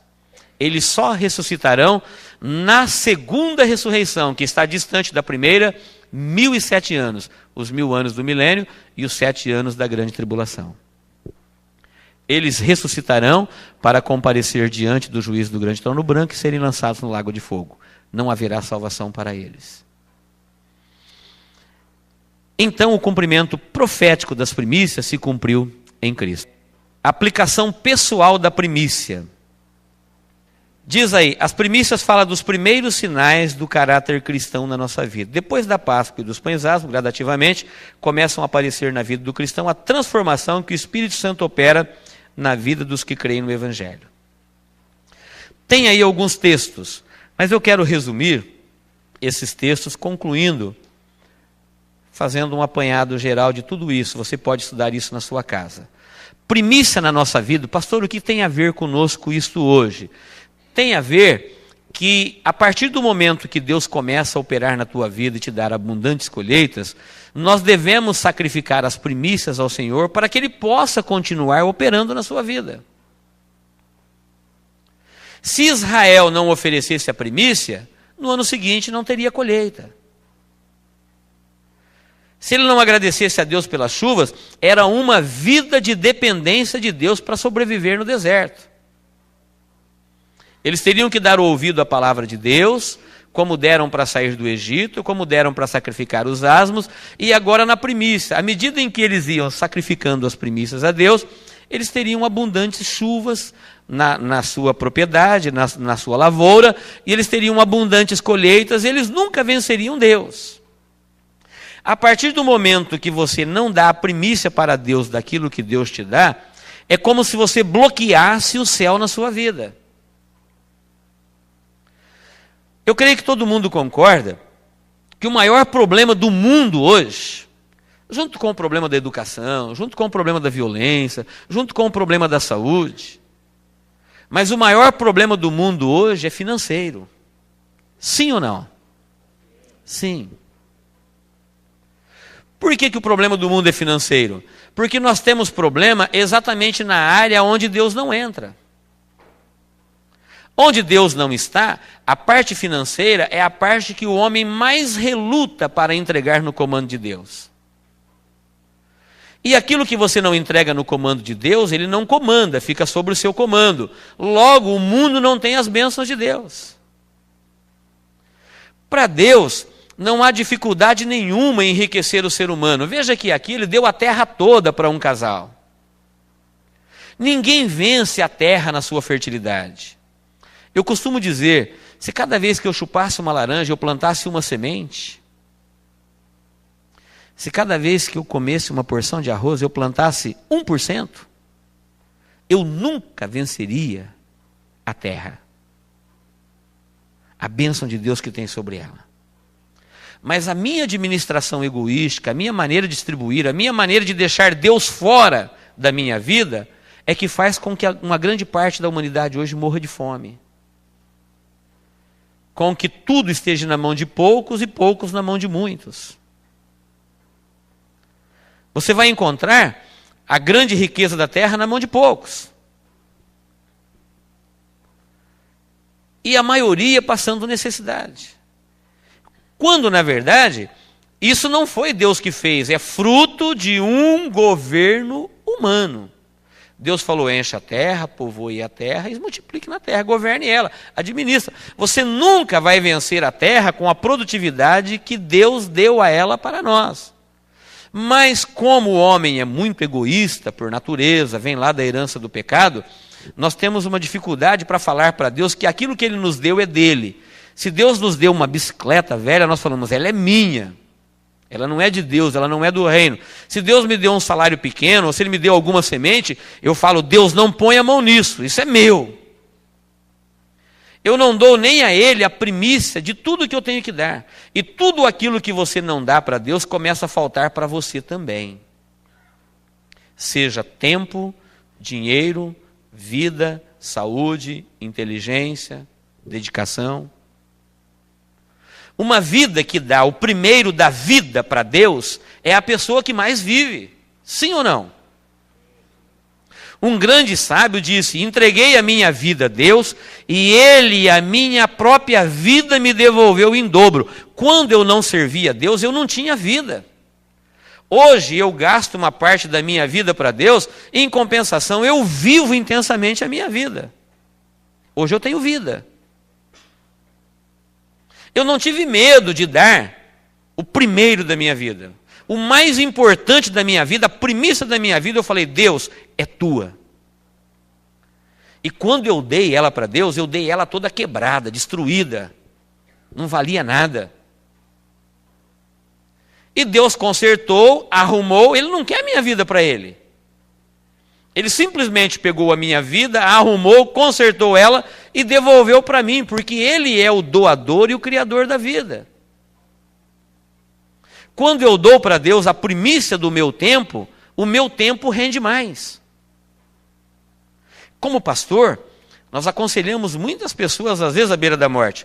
Como é triste ver uma pessoa que não teve tempo para Deus, correu, foi, fez, veio, andou em todas as direções, chegou no final da vida, não foi para lugar nenhum.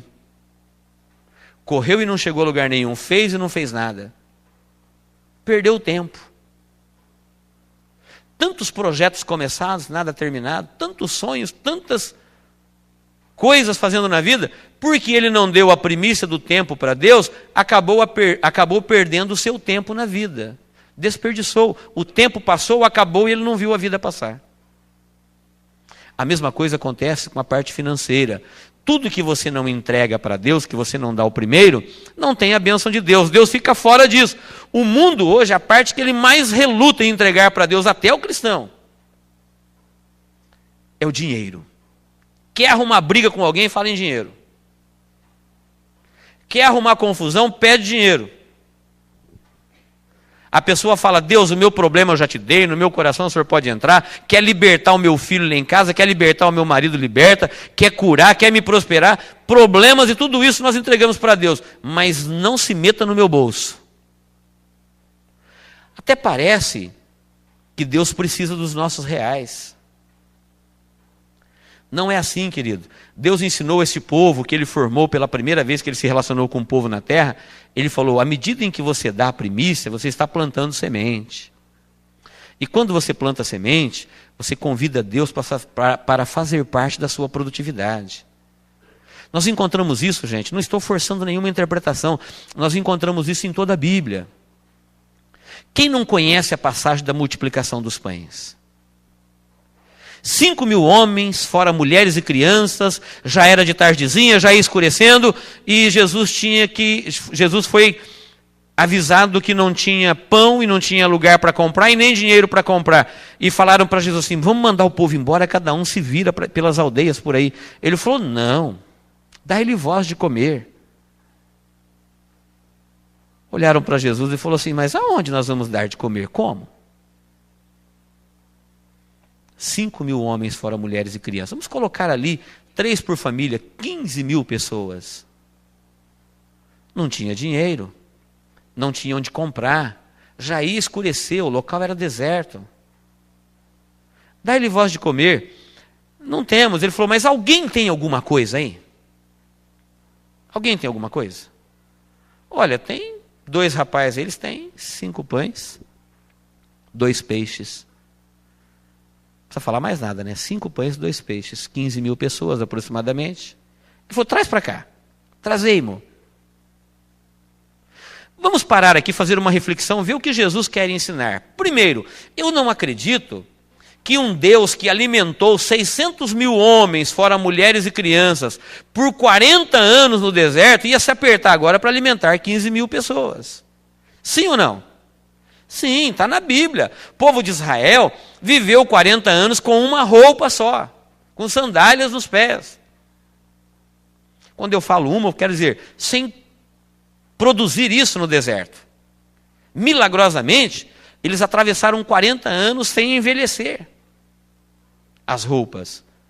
Caía pão, comida do céu, alimentava, brotava água das fontes, das rochas. E aquele povo nunca morreu nem de fome nem de sede. E agora o Filho de Deus está ali com uma situação posso dizer, aparentemente tranquila, 15 mil homens, fora mulheres e pessoas, e ele pergunta, vocês não têm alguma coisa? Ele estava simplesmente querendo dizer, vocês não querem participar desta bênção? É para vocês. Só que para Deus fazer alguma coisa na sua vida, você tem que plantar. Tem alguém que quer plantar alguma coisa? Tem um rapaz, vê se ele quer dar o lanche dele. Suponhamos que fosse eu e você que estivéssemos lá. Ei, Jesus mandou pegar teu pãozinho e teu peixe daí. Pronto, fiquei sem 15 mil pessoas. Ele não podia fazer igual ele fez lá no deserto, não alimentar esse povo aqui, cair um maná aqui, todo mundo ia dar glória a Deus e me deixar com o meu pão e com o meu lanche. É este o ensinamento, irmãos. O dono do lanche podia se sentir ofendido, dizendo, não vou dar o que é meu, assim como nós falamos com o nosso salário. Quer saber de uma coisa?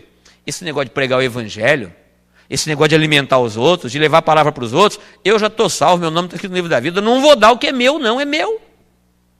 Deixa que o povo se vira, cada um se ache. Cada um caça o seu rumo.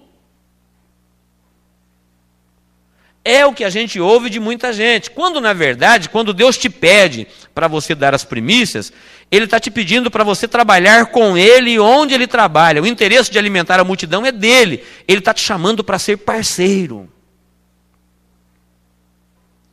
Deus vai salvar almas na terra, com ou sem o meu dinheiro. Deus vai cumprir este projeto dele aqui na terra. Ó. Ele planejou, está executando, está revelando. Com ou sem o meu dízimo, com ou sem a minha oferta, com ou sem a minha vida, ele não precisa de mim. Quando ele mandou Moisés construir o tabernáculo, ele falou, eu sou o dono do ouro e da prata. Minha é a terra, ele falou. Quando ele pede as primícias, ele está te chamando para trabalhar com ele naquilo que ele quer trabalhar, para me dar a oportunidade de ser participante das suas bênçãos. Quando o rapaz entregou o lanche foi parar na mão de Jesus, e parece-me ver Jesus agora, erguendo o lanchinho dele para o céu, a jantinha dele, e dizendo, Pai, graças te dou. Talvez se fôssemos nós faríamos uma oração de língua estranha, né? Porque afinal, 5 pães, só 15 mil pessoas, vamos clamar. Mas Jesus sereno, tranquilo, era como se ele estivesse dizendo, Deus, o Senhor sempre manda o que basta. Nunca vai faltar nada nos teus planos. Ele pode fazer cair do céu, com 5, com 4, com 3, com 2, com 1, sem nada. Ele vai fazer a vontade dele. Quando ele te pede alguma coisa, é para te dar uma oportunidade de trabalhar onde ele trabalha. Para abençoar a tua vida, para prosperar a tua vida. Porque naquilo que você não coloca ele, ou aquilo que você não coloca na mão dele, ele fica de fora. Por isso o mundo empobrece de tudo, de paz, de saúde, de orientação, de revelação, de fé, de dinheiro, de tudo. Porque Deus fica fora da vida deles. Quando ele abençoou o lanche, dizendo, Pai, graças te dou, o Senhor mandou isso daqui dá. Obrigado, Senhor. Sabe o que ele fez com o lanche depois? Ele devolveu para o dono. Pode pegar a tua Bíblia e ler. Ele não pegou o lanche para ele e não deu o lanche para os outros. Ele simplesmente pegou da mão dele, como que dizendo, olha, na tua mão nada dá. Nem 5, nem 2, nem 10, nem 100. Na tua mão, sem passar pela minha, o que cair aí vai faltar. É uma realidade ou não é? Eu conheço gente que cai na mão dele muito, mas nunca dá. Sempre falta. Não passa pela mão de Deus. Salário no saco furado. Trabalham, lutam, se desesperam e cada vez passa mais pela mão dele, mas nunca dá. Então Jesus estava dizendo, olha, só na sua mão nunca vai dar, passa pela minha também. Orou, abençoou e devolveu para ele. Falou, agora estou aqui. Mandou o povo se assentar, dividiu em grupos, e agora eles se assentaram. Sabe quanto sobrou?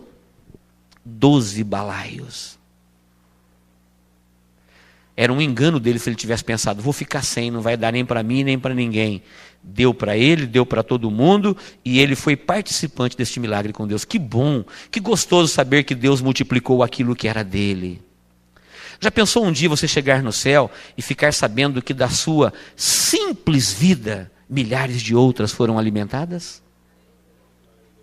Já pensou você saber que do seu pequeno salário, muitas vidas saíram do lago de fogo e foram para a salvação eterna?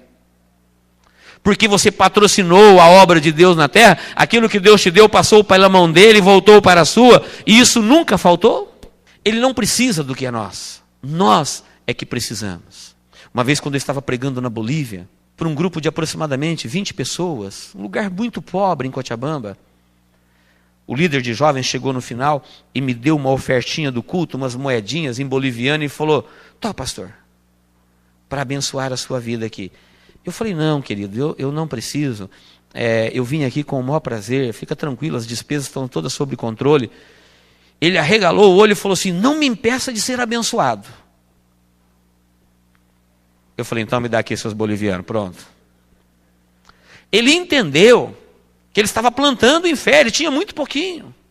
Ele disse: "Não me impeça de ser abençoado. Pegue, por favor."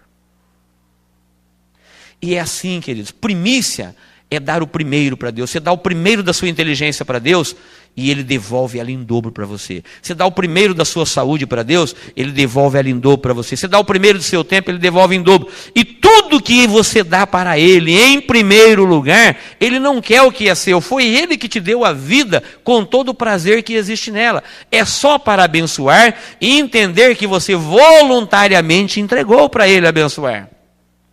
Ele devolve ela para você em dobro e a sua vida sempre será produtiva.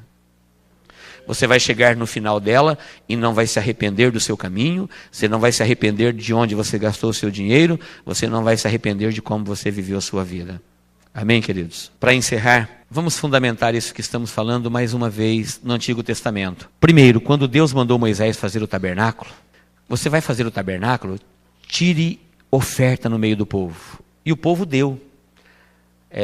Argolas, brincos, pingentes, tudo, pulseiras. E ele foi lá e derreteu e faltou. E ele falou com Deus, Deus falou: "Passa no meio do povo e pede oferta de novo." Aí ele passou. E fez uma terceira vez, e aí sobrou. De maneira que quem quis ofertar depois, não precisou mais, passou o tempo. Teve o tempo de ofertar. Deus não falou para Moisés assim: "Moisés, faça o templo", deu a medida, deu tudo, e falou: "Eu vou te dar o ouro e a prata." Ele falou: "Tire do povo." Porque as bênçãos que aconteceria naquele templo, naquele tabernáculo, era para o povo. E o povo era participante. Deus estava mandando fazer no tabernáculo, não era para ele, era para o povo. A presença dele abençoaria o povo. Era dando uma oportunidade deles trabalharem onde Deus ia trabalhar. Quem quis ofertar depois da terceira não precisou mais. E eu tenho dito, irmãos, mais de uma vez aqui na igreja, e repito, que quando a igreja for arrebatada, o anticristo vai confiscar as riquezas do mundo todo para fazer a sua política. Muita gente vai querer dar para Deus e para a sua igreja, muito. Só que será tarde demais. Não terá mais pregadores e nem igreja de Deus na terra, nem missionários, nem profetas, não vai ter mais que pagar água, luz, pregadores, não. Acabou o tempo.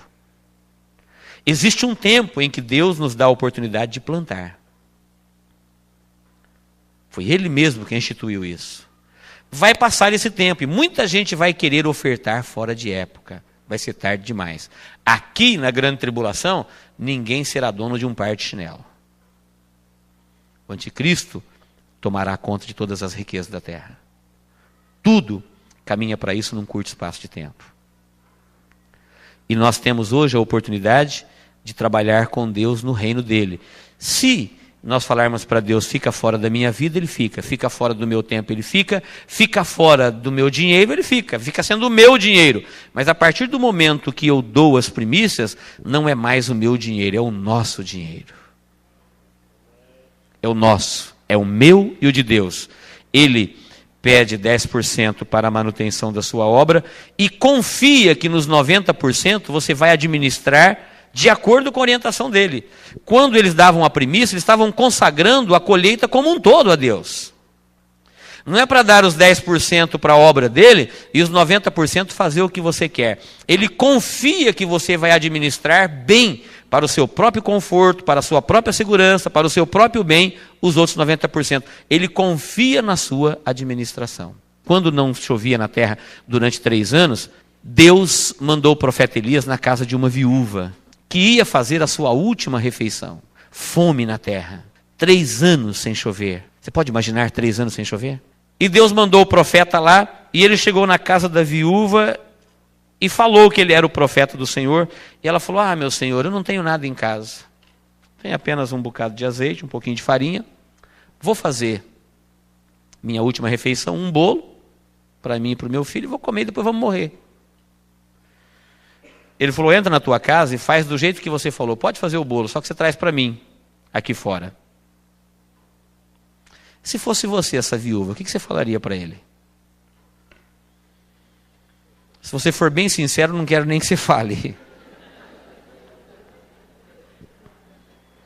Viúva, passando fome, última refeição, e chega um homem lá sacudido, forte: eu sou o profeta Elias, profeta do Senhor.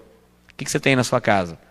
Eu tenho um bocadinho de farinha, um pouquinho de azeite, fazer um bolo e vou morrer. Pode fazer o bolo e traz para mim. Você não é profeta nem aqui, nem na China, eu ia falar para ele. Que homem de Deus, o quê?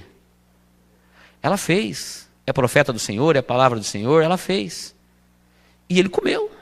Não falou muito obrigado não, passar bem. Comeu. Mas ele disse: agora assim diz o Senhor, entra na tua casa e fecha a tua porta, porque a farinha não vai mais se acabar e nem o azeite. Sabe o que Deus mandou esse profeta ir lá fazer? Não era comer a última refeição dela. Ele viu que ela ia comer a semente. Ela ia comer e ia morrer como muitos já tinham morrido. E Deus mandou o profeta para ver se ela tinha coragem de oferecer o resto. Já que ela não ofereceu antes, ela tinha a última oportunidade de oferecer. Irmãos, às vezes tem gente que tem um resto de vida e tem medo de dar para Deus. A vida dele já acabou, ele já acabou com ela, ele já matou ela, seus sonhos já era, já foi. Só tem um pouquinho, e a gente chega e fala: olha, você não tem muita vida, entrega o que você tem para Deus, para Ele multiplicar, ainda fica com medo. Tem gente que está quebrado, às vezes não tem mais nada, fala: a única salvação é você entregar o pouquinho que você tem nas mãos de Deus, só Ele pode salvar isso.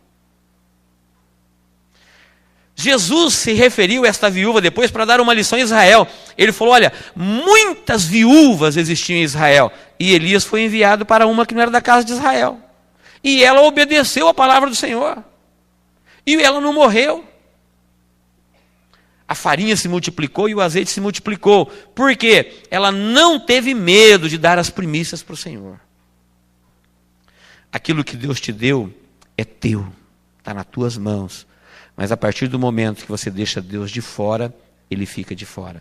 Deus quer fazer da tua vida um canal de tudo aquilo que Ele quer distribuir na terra. Se Deus perceber que na sua vida é uma vida boa para Ele usar para alcançar outras vidas, nunca faltará vida na tua vida.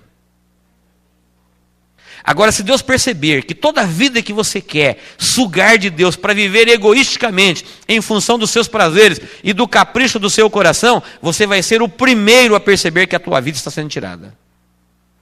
Se Deus perceber que na sua conta bancária é um bom lugar para colocar dinheiro, porque vai abençoar a tua vida e muitas outras serão abençoadas, nunca faltará recursos na sua vida. Mas se Deus perceber que se ali cair uma moedinha e você vai falar: é meu e ninguém tem direito a nisso, nunca mais você terá nada de Deus ali. Porque nós somos canais daquilo que ministramos. Tudo aquilo que você permite que passa de Deus pela sua vida e chega na vida dos outros, nunca faltará na tua vida. Se você é uma pessoa que doa fé, nunca faltará fé. Se você é uma pessoa que doa amor, nunca faltará amor. Se você é uma pessoa que doa tempo, nunca faltará tempo. Se você é uma pessoa que gasta dinheiro, nunca faltará dinheiro. Se você gasta vida, nunca faltará vida. Você é canal daquilo que você ministra. Primícias ao Senhor. Amém, queridos? Que Deus nos abençoe em Cristo Jesus.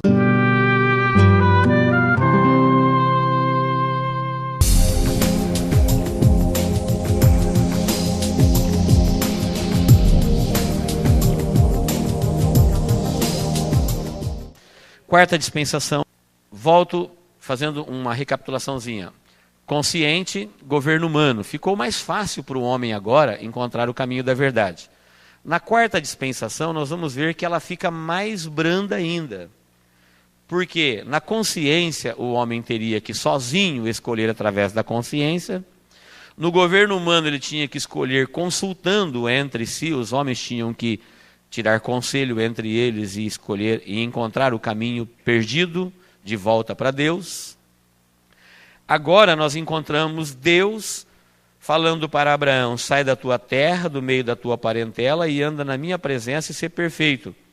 E eu farei de você, veja quem vai fazer agora, eu farei de você uma grande nação.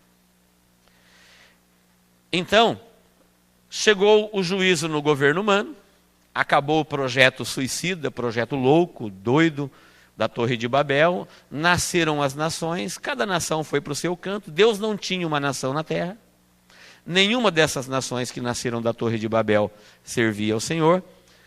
Deus, que não tem pressa, é eterno, ele disse: farei para mim uma nação. Ele queria uma nação na terra, para através dela alcançar todas essas nações. Não desistiu deles. Chamou Abraão e falou: Abraão, anda na minha presença, ser perfeito. Abraão, e foi falando com Abraão, e durante 16 para 17 anos, Deus faz promessas e alianças com Abraão. E nasce aí então a dispensação patriarcal. Os patriarcas são Abraão, Isaque e Jacó. Apenas os três. Deus disse para ele que ele teria um dever. Eu coloquei na apostila que é importante notar que Noé era o 10º depois de Adão e Abraão é o 10º depois de Noé. Então o dever dele era sair da sua terra, da sua parentela e andar na presença do Senhor. Deus não queria fazer uma nação com as nações existentes, porque elas não buscavam ao Senhor. Então ele escolheu um homem piedoso, um homem de fé, fez a proposta para ele, revelou o seu plano para Abraão e falou: de você eu vou fazer. Só que esse homem já era velho, ele já tinha 100 anos, a sua esposa já tinha 90 e ela era estéril, não tinha filhos. Ele achou meio difícil no primeiro momento esse plano de Deus, mas não duvidou de que Deus era capaz de fazer isso. Por isso se tornou um patriarca, ou seja, um pai na fé. Ele acreditou, e o sinal de que Deus estava cumprindo com a sua parte, que o homem deveria cumprir com a dele, é que Deus deu a ele um filho. Ele teve um filho da velhice, mesmo a sua esposa sendo estéril, todo mundo conhece a história, nasceu Isaque. Pode observar que em todas as dispensações, o sinal de Deus é sempre um ato carinhoso de Deus. Na inocência, o homem não pediu para Deus uma mulher. Deus viu que ele precisava dela e fez para ele uma linda mulher. Deus disse: não é bom o homem ficar só. Na dispensação da consciência, Deus deu um sinal que, apesar da morte ter entrado no mundo, se o homem obedecesse, ele poderia se livrar da morte. Ele arrebatou para a sua glória Enoque. Na dispensação patriarcal, Deus disse para Abraão que para ele não tem impossível, ele faria dele uma nação, mesmo ele não tendo condições naturais de gerar um filho mais. Assim, mais para frente, ele recebeu o sinal, tinha uma promessa, e a promessa de Deus era: em ti serão benditas todas as nações da terra. Então eu acho muito interessante os detalhes bíblicos. Na primeira, Deus diz: você vai achar o caminho da verdade pela sua consciência. Na segunda, governo humano. Na terceira, o homem que já provou, Deus provou para o homem, e o homem provou para ele mesmo e para Deus, que ele não tem condições de se salvar seguindo a sua consciência. Quanta gente vive essa estupidez ainda nos dias de hoje? Eu tenho a minha consciência para com Deus. Se ele lesse a Bíblia um pouquinho, ele ia ver que essa experiência já foi feita no passado e não deu certo, acabou em juízo. Ninguém consegue se salvar obedecendo à voz da consciência. A pessoa só fala dela para se desculpar, porque a sua consciência o condena. Então, geralmente, a pessoa vai na igreja, compra uma Bíblia, fala o cara lá de cima: Deus é bom, eu nunca desrespeitei ele, eu respeito, dou o maior valor para quem crê. Na verdade, é ele falando para a sua consciência: me deixa em paz, eu não sou teu inimigo. É ele tentando acalmar a sua consciência que pune ele pela sua vida distante de Deus.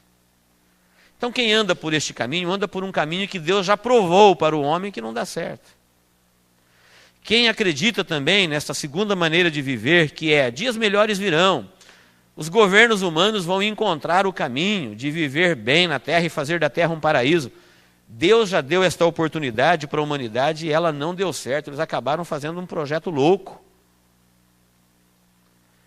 Se você quiser esperar dias melhores dos governos da terra, espere, mas eles não virão. Aliás, hoje eu quero ver se dá tempo de estudar um pouquinho com vocês sobre essa estátua, que é Deus revelando o futuro dos governos da terra. Começaram com cabeça de ouro e terminaram com pés de barro. Ou seja, o governo dos homens está em derrocada. Está caindo dia após dia, está se degenerando espiritualmente, socialmente, politicamente, financeiramente, fisicamente. O homem que já viveu um milênio não vive hoje um século. O homem que já falou com Deus pessoalmente, hoje não acredita nem que ele fala mais ao Espírito. E ainda tem gente acreditando que somos um espírito evoluindo. Se você ler a Bíblia, você vai ver que não há nenhuma evolução. Há uma degeneração no espírito, na alma, no corpo, na terra, no físico, no ar, no mar, em todo tipo de vida que Deus criou. Céus e terras. Assim, queridos, nós sabemos pela dispensação patriarcal que Deus agora dá uma nova oportunidade, dizendo, olha, não deu certo com consciência, não deu certo com o governo humano, faz o seguinte, obedeça apenas, eu farei de você. Anda na minha presença, faz o que eu vou te falar, mesmo sem entender, e eu vou fazer de você uma grande bênção. Eu vou te abençoar, vou te falar para você, Abraão, tudo que você não sabe, vou revelar o céu, o plano divino, que eu tenho na minha mente, no meu coração, e você, a sua descendência, esta nação, vai receber os oráculos de Deus e vocês vão ministrar isso a todas as nações. Em ti serão benditas todas as nações da terra. Infelizmente, os descendentes de Abraão, aqui se fundem as festas com as dispensações. Falando de dispensação, nós começamos no Éden. Falando de festa, nós começamos aqui, na lei, na Páscoa, saindo do Egito. Falando em dispensação, Abraão, Isaque e Jacó. Quando foi na época de Jacó, os descendentes de Abraão foram para o Egito, rebelaram-se contra Deus, gostaram do Egito, gostaram da vida de idolatria pecaminosa do Egito, esqueceram Deus, e o juízo foram as pragas e as mortes dos primogênitos no Egito. Terminou a dispensação patriarcal ali, ela não teve sequência, Abraão, Isaque e Jacó. E ali, este povo de Deus entrou, a convite do rei do Egito, de Faraó, e depois saiu de lá quando Faraó não queria mais deixá-los sair para adorar a Deus, como aconteceu com as festas. É muito importante nós entendermos, querido, que as dispensações elas vão ficando cada vez mais brandas, até chegar o tempo de você entender por que nós chamamos este período de período da graça. Então observe que está profetizado 2 grandes juízos. O primeiro grande juízo foi com água. E o segundo grande juízo será com fogo. Um foi antes do dilúvio, no dilúvio, e esse aqui será antes da restauração da terra por fogo. Dentro deste período nós temos uma revelação de Deus gradativa. No governo humano o homem teve a segunda oportunidade e recebeu de Deus orientação. Na patriarcal ele já recebe a ação de Deus. Na lei, ele vai receber a habitação de Deus na terra. Na graça, ele recebe a habitação de Deus no coração.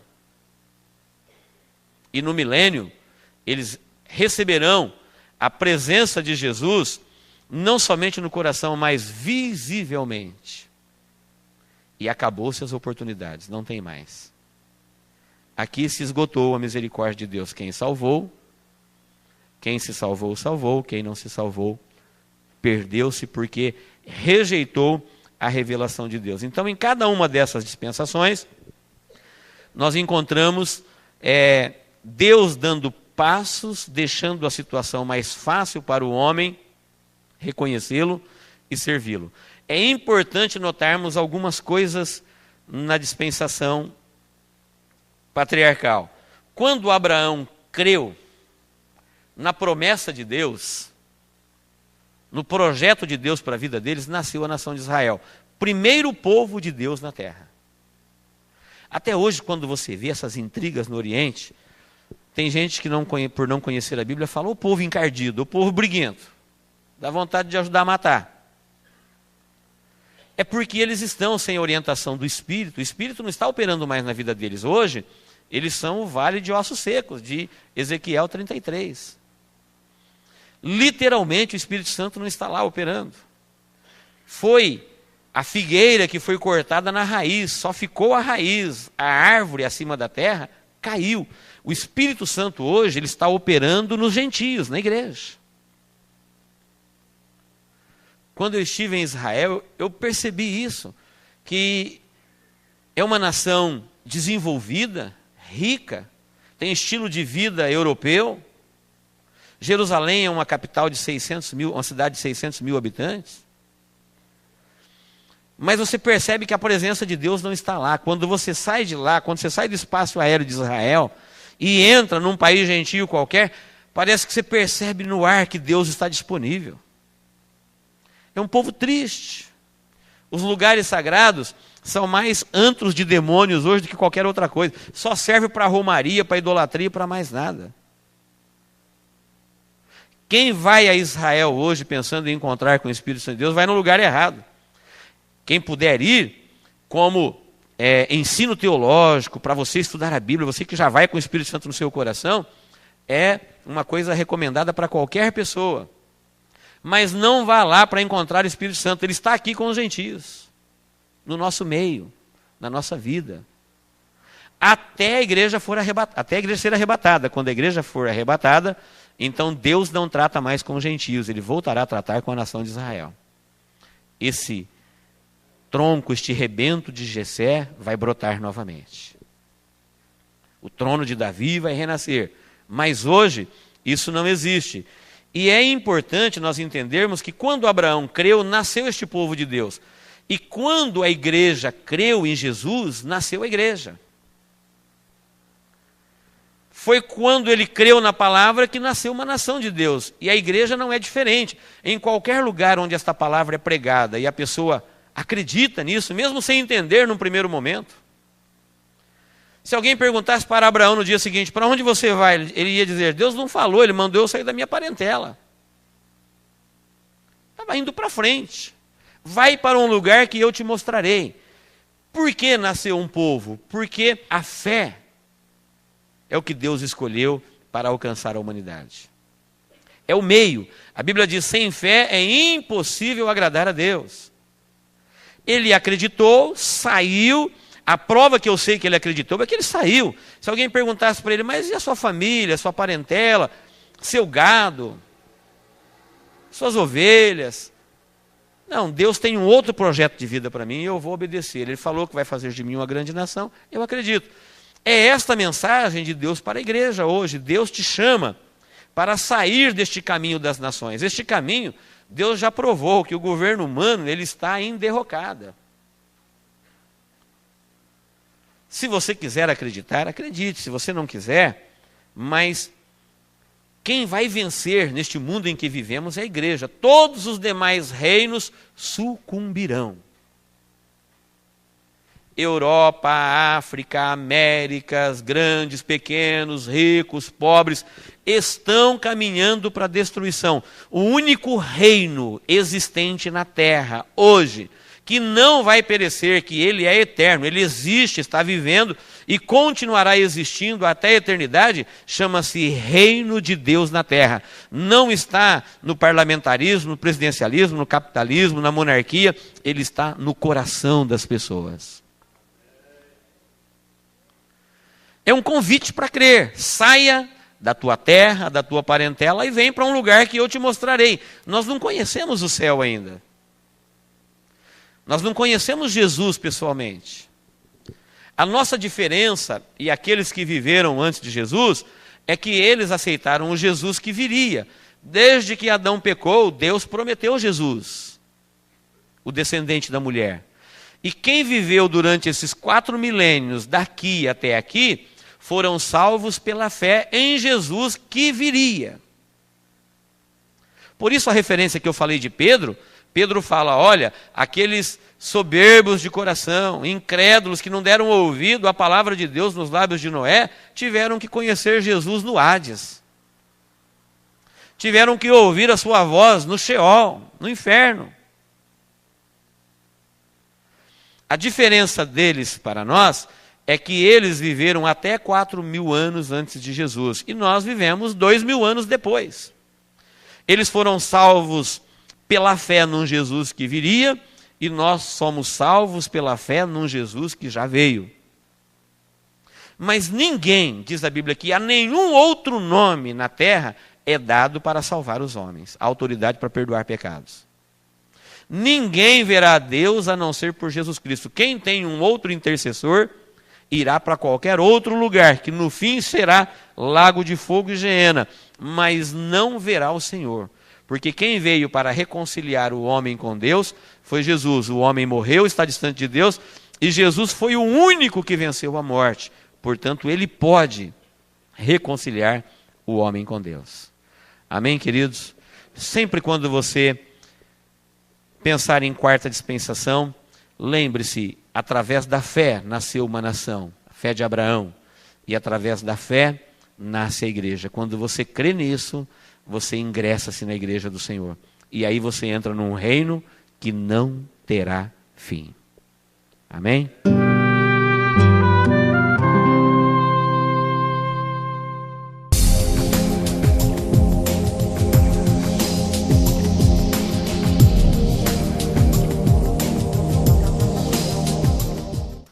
Muito bem, nós vamos dar sequência ao nosso seminário hoje. A primeira é, pastor, onde está registrado na Bíblia que Jesus pregou aos espíritos em prisão?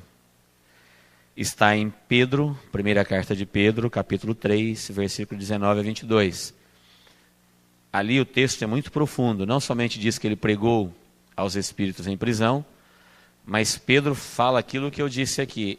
Ele disse que ele pregou aos espíritos que estavam aqui, que viveram na época de Noé e que desobedeceram a mensagem de Deus na vida de Noé, não esperando a salvação, e tiveram que ouvir que aquilo que Noé falou se cumpriu, porém, isso em nada abençoou a vida deles. Então é bastante importante esse texto de 1 Pedro 3, 19 a 22. A segunda pergunta, da mesma pessoa, por que governo humano? Porque o homem recebeu a ordem de governar e não Deus. Aqui na inocência, quem governava era Deus. Aqui, quem governava era a consciência. O homem tinha que seguir a sua própria consciência. Aqui Deus deu autoridade para o homem se agrupar, se ajuntar e governar. Governo humano quer dizer, o homem é responsável pelo seu governo. Este governo político, ele existe até hoje. Está no comando humano. São situações que o homem vai recebendo de Deus, são dispensações, revelações e pactos que vai tornando a vida cada vez mais, vai tornando a misericórdia de Deus mais fácil de ser alcançada. Aqui o homem era sozinho, aqui ele era sozinho, aqui agora ele pode se organizar. Aqui agora Deus diz que ele fará. E nós vamos encontrar que Deus vai dando passo em direção à humanidade, até reinar espiritualmente e até reinar pessoalmente, quando a humanidade terá a sua última oportunidade. Tanto gentios como judeus. Então observe que cada uma das dispensações, elas vão ficando mais brandas. É Deus caminhando em direção da humanidade e tentando alcançar o coração humano tão distante de Deus. Então governo humano por isso. Terceira pergunta. Já que não perdemos a consciência após a morte, notaremos a ausência de nossos familiares que porventura não foram salvos? Haverá reconhecimento no inferno? Haverá consciência, reconhecimento não. Por quê? Baseado no que eu estou dizendo isso? Porque se tivesse reconhecimento, não teria alegria no céu. De alguém ficar sabendo que a pessoa tão querida dele não foi lá para o céu. E a Bíblia fala que no céu não haverá dor, não haverá lembrança Se não haverá lembrança, por que haverá consciência? Se não tivesse consciência, nós não teríamos esses textos falando de pessoas que morreram e se lembravam. O rico falou para Lázaro assim: eu tenho lá na terra meus 5 irmãos. Tinha consciência. A diferença da consciência e do reconhecimento é que a consciência é um estado que o ser humano tem e que ele não perde jamais. Faz parte da sua formação, está no seu espírito, ele é um ser consciente. Agora, o reconhecimento não, está ligado à sua humanidade e à sua vida em família. Uma vez que não há mais família, não tem por que existir o reconhecimento. Então não é que ele deixa de existir, mas ele deixa de aparecer. Um exemplo, se eu tiver a luz de uma lanterna de noite, numa noite escura, ela vale muito em comparação com aquele que não tem nada. A luz de uma lanterna, ou até mesmo a claridade da chama de um fósforo, de uma vela. Mas no outro dia, ao meio-dia, eu já não preciso mais dela, porque eu tenho a luz do sol. Então, se você comparar esse relacionamento, esse amor tão bonito chamado amor de irmão, amor de mãe, amor de pai, amor de filho, amor de família, que foi colocado por Deus no coração humano para viver em família, ele é comparado com a luz de uma chama, qualquer pequena. E quando chegar na glória e nós entendermos o que é a família de Deus, por isso a Bíblia chama Deus de Pai, Jesus de irmão. Então o brilho, o amor tão superior, ele vai fazer desaparecer este sentimento familiar. Isso já acontece aqui na igreja. Qualquer pessoa que se converte, ele se esfria em relação à família? Sim ou não? Você perde o respeito? Você perde o amor? Não, em hipótese alguma. Toda pessoa que se converte, ele melhora como pai, como filho, como marido, como esposa. Se ele se converteu de fato, ele melhora. Mas aquele apego violento que você tinha, ele diminui um pouco. Por quê? Você entra numa família eterna e deixa de pertencer apenas a uma família humana. Você tem consciência que você entrou numa que não vai acabar, e essa acaba. Então haverá consciência, porém não reconhecimento. E tem uma última pergunta para nós já irmos para o nosso assunto. Em Gênesis 11, 7-4, onde está escrito: desçamos e confundamos, assim como também em outros lugares de Gênesis, quando Deus disse: façamos o homem à nossa imagem, é uma prova bíblica da Trindade? Mais ou menos isso que a pessoa está perguntando. Estou resumindo a pergunta. Sim, é uma prova bíblica. Quando diz façamos o homem, ele não disse farei. Aqui ele não disse confundirei a sua língua, ele falou confundamos, desçamos a sua língua. Descemos, confundamos, façamos, o homem se tornou como um de nós. Então é uma alusão. Como eu disse no começo, no primeiro dia, Deus aparece no plural, mas os seus atos estão no singular, porque Ele é Deus Pai, Deus Filho, Deus Espírito Santo, mas nós não temos 3 deuses, nós temos um Deus só. Assim como uma lâmpada, se eu colocasse 3 lâmpadas aqui, nós teríamos uma só claridade. 3 corpos, 3 faixas de luz, mas a claridade é uma só. E assim por diante. Então, é uma alusão, é um fundamento bíblico da Trindade. Amém?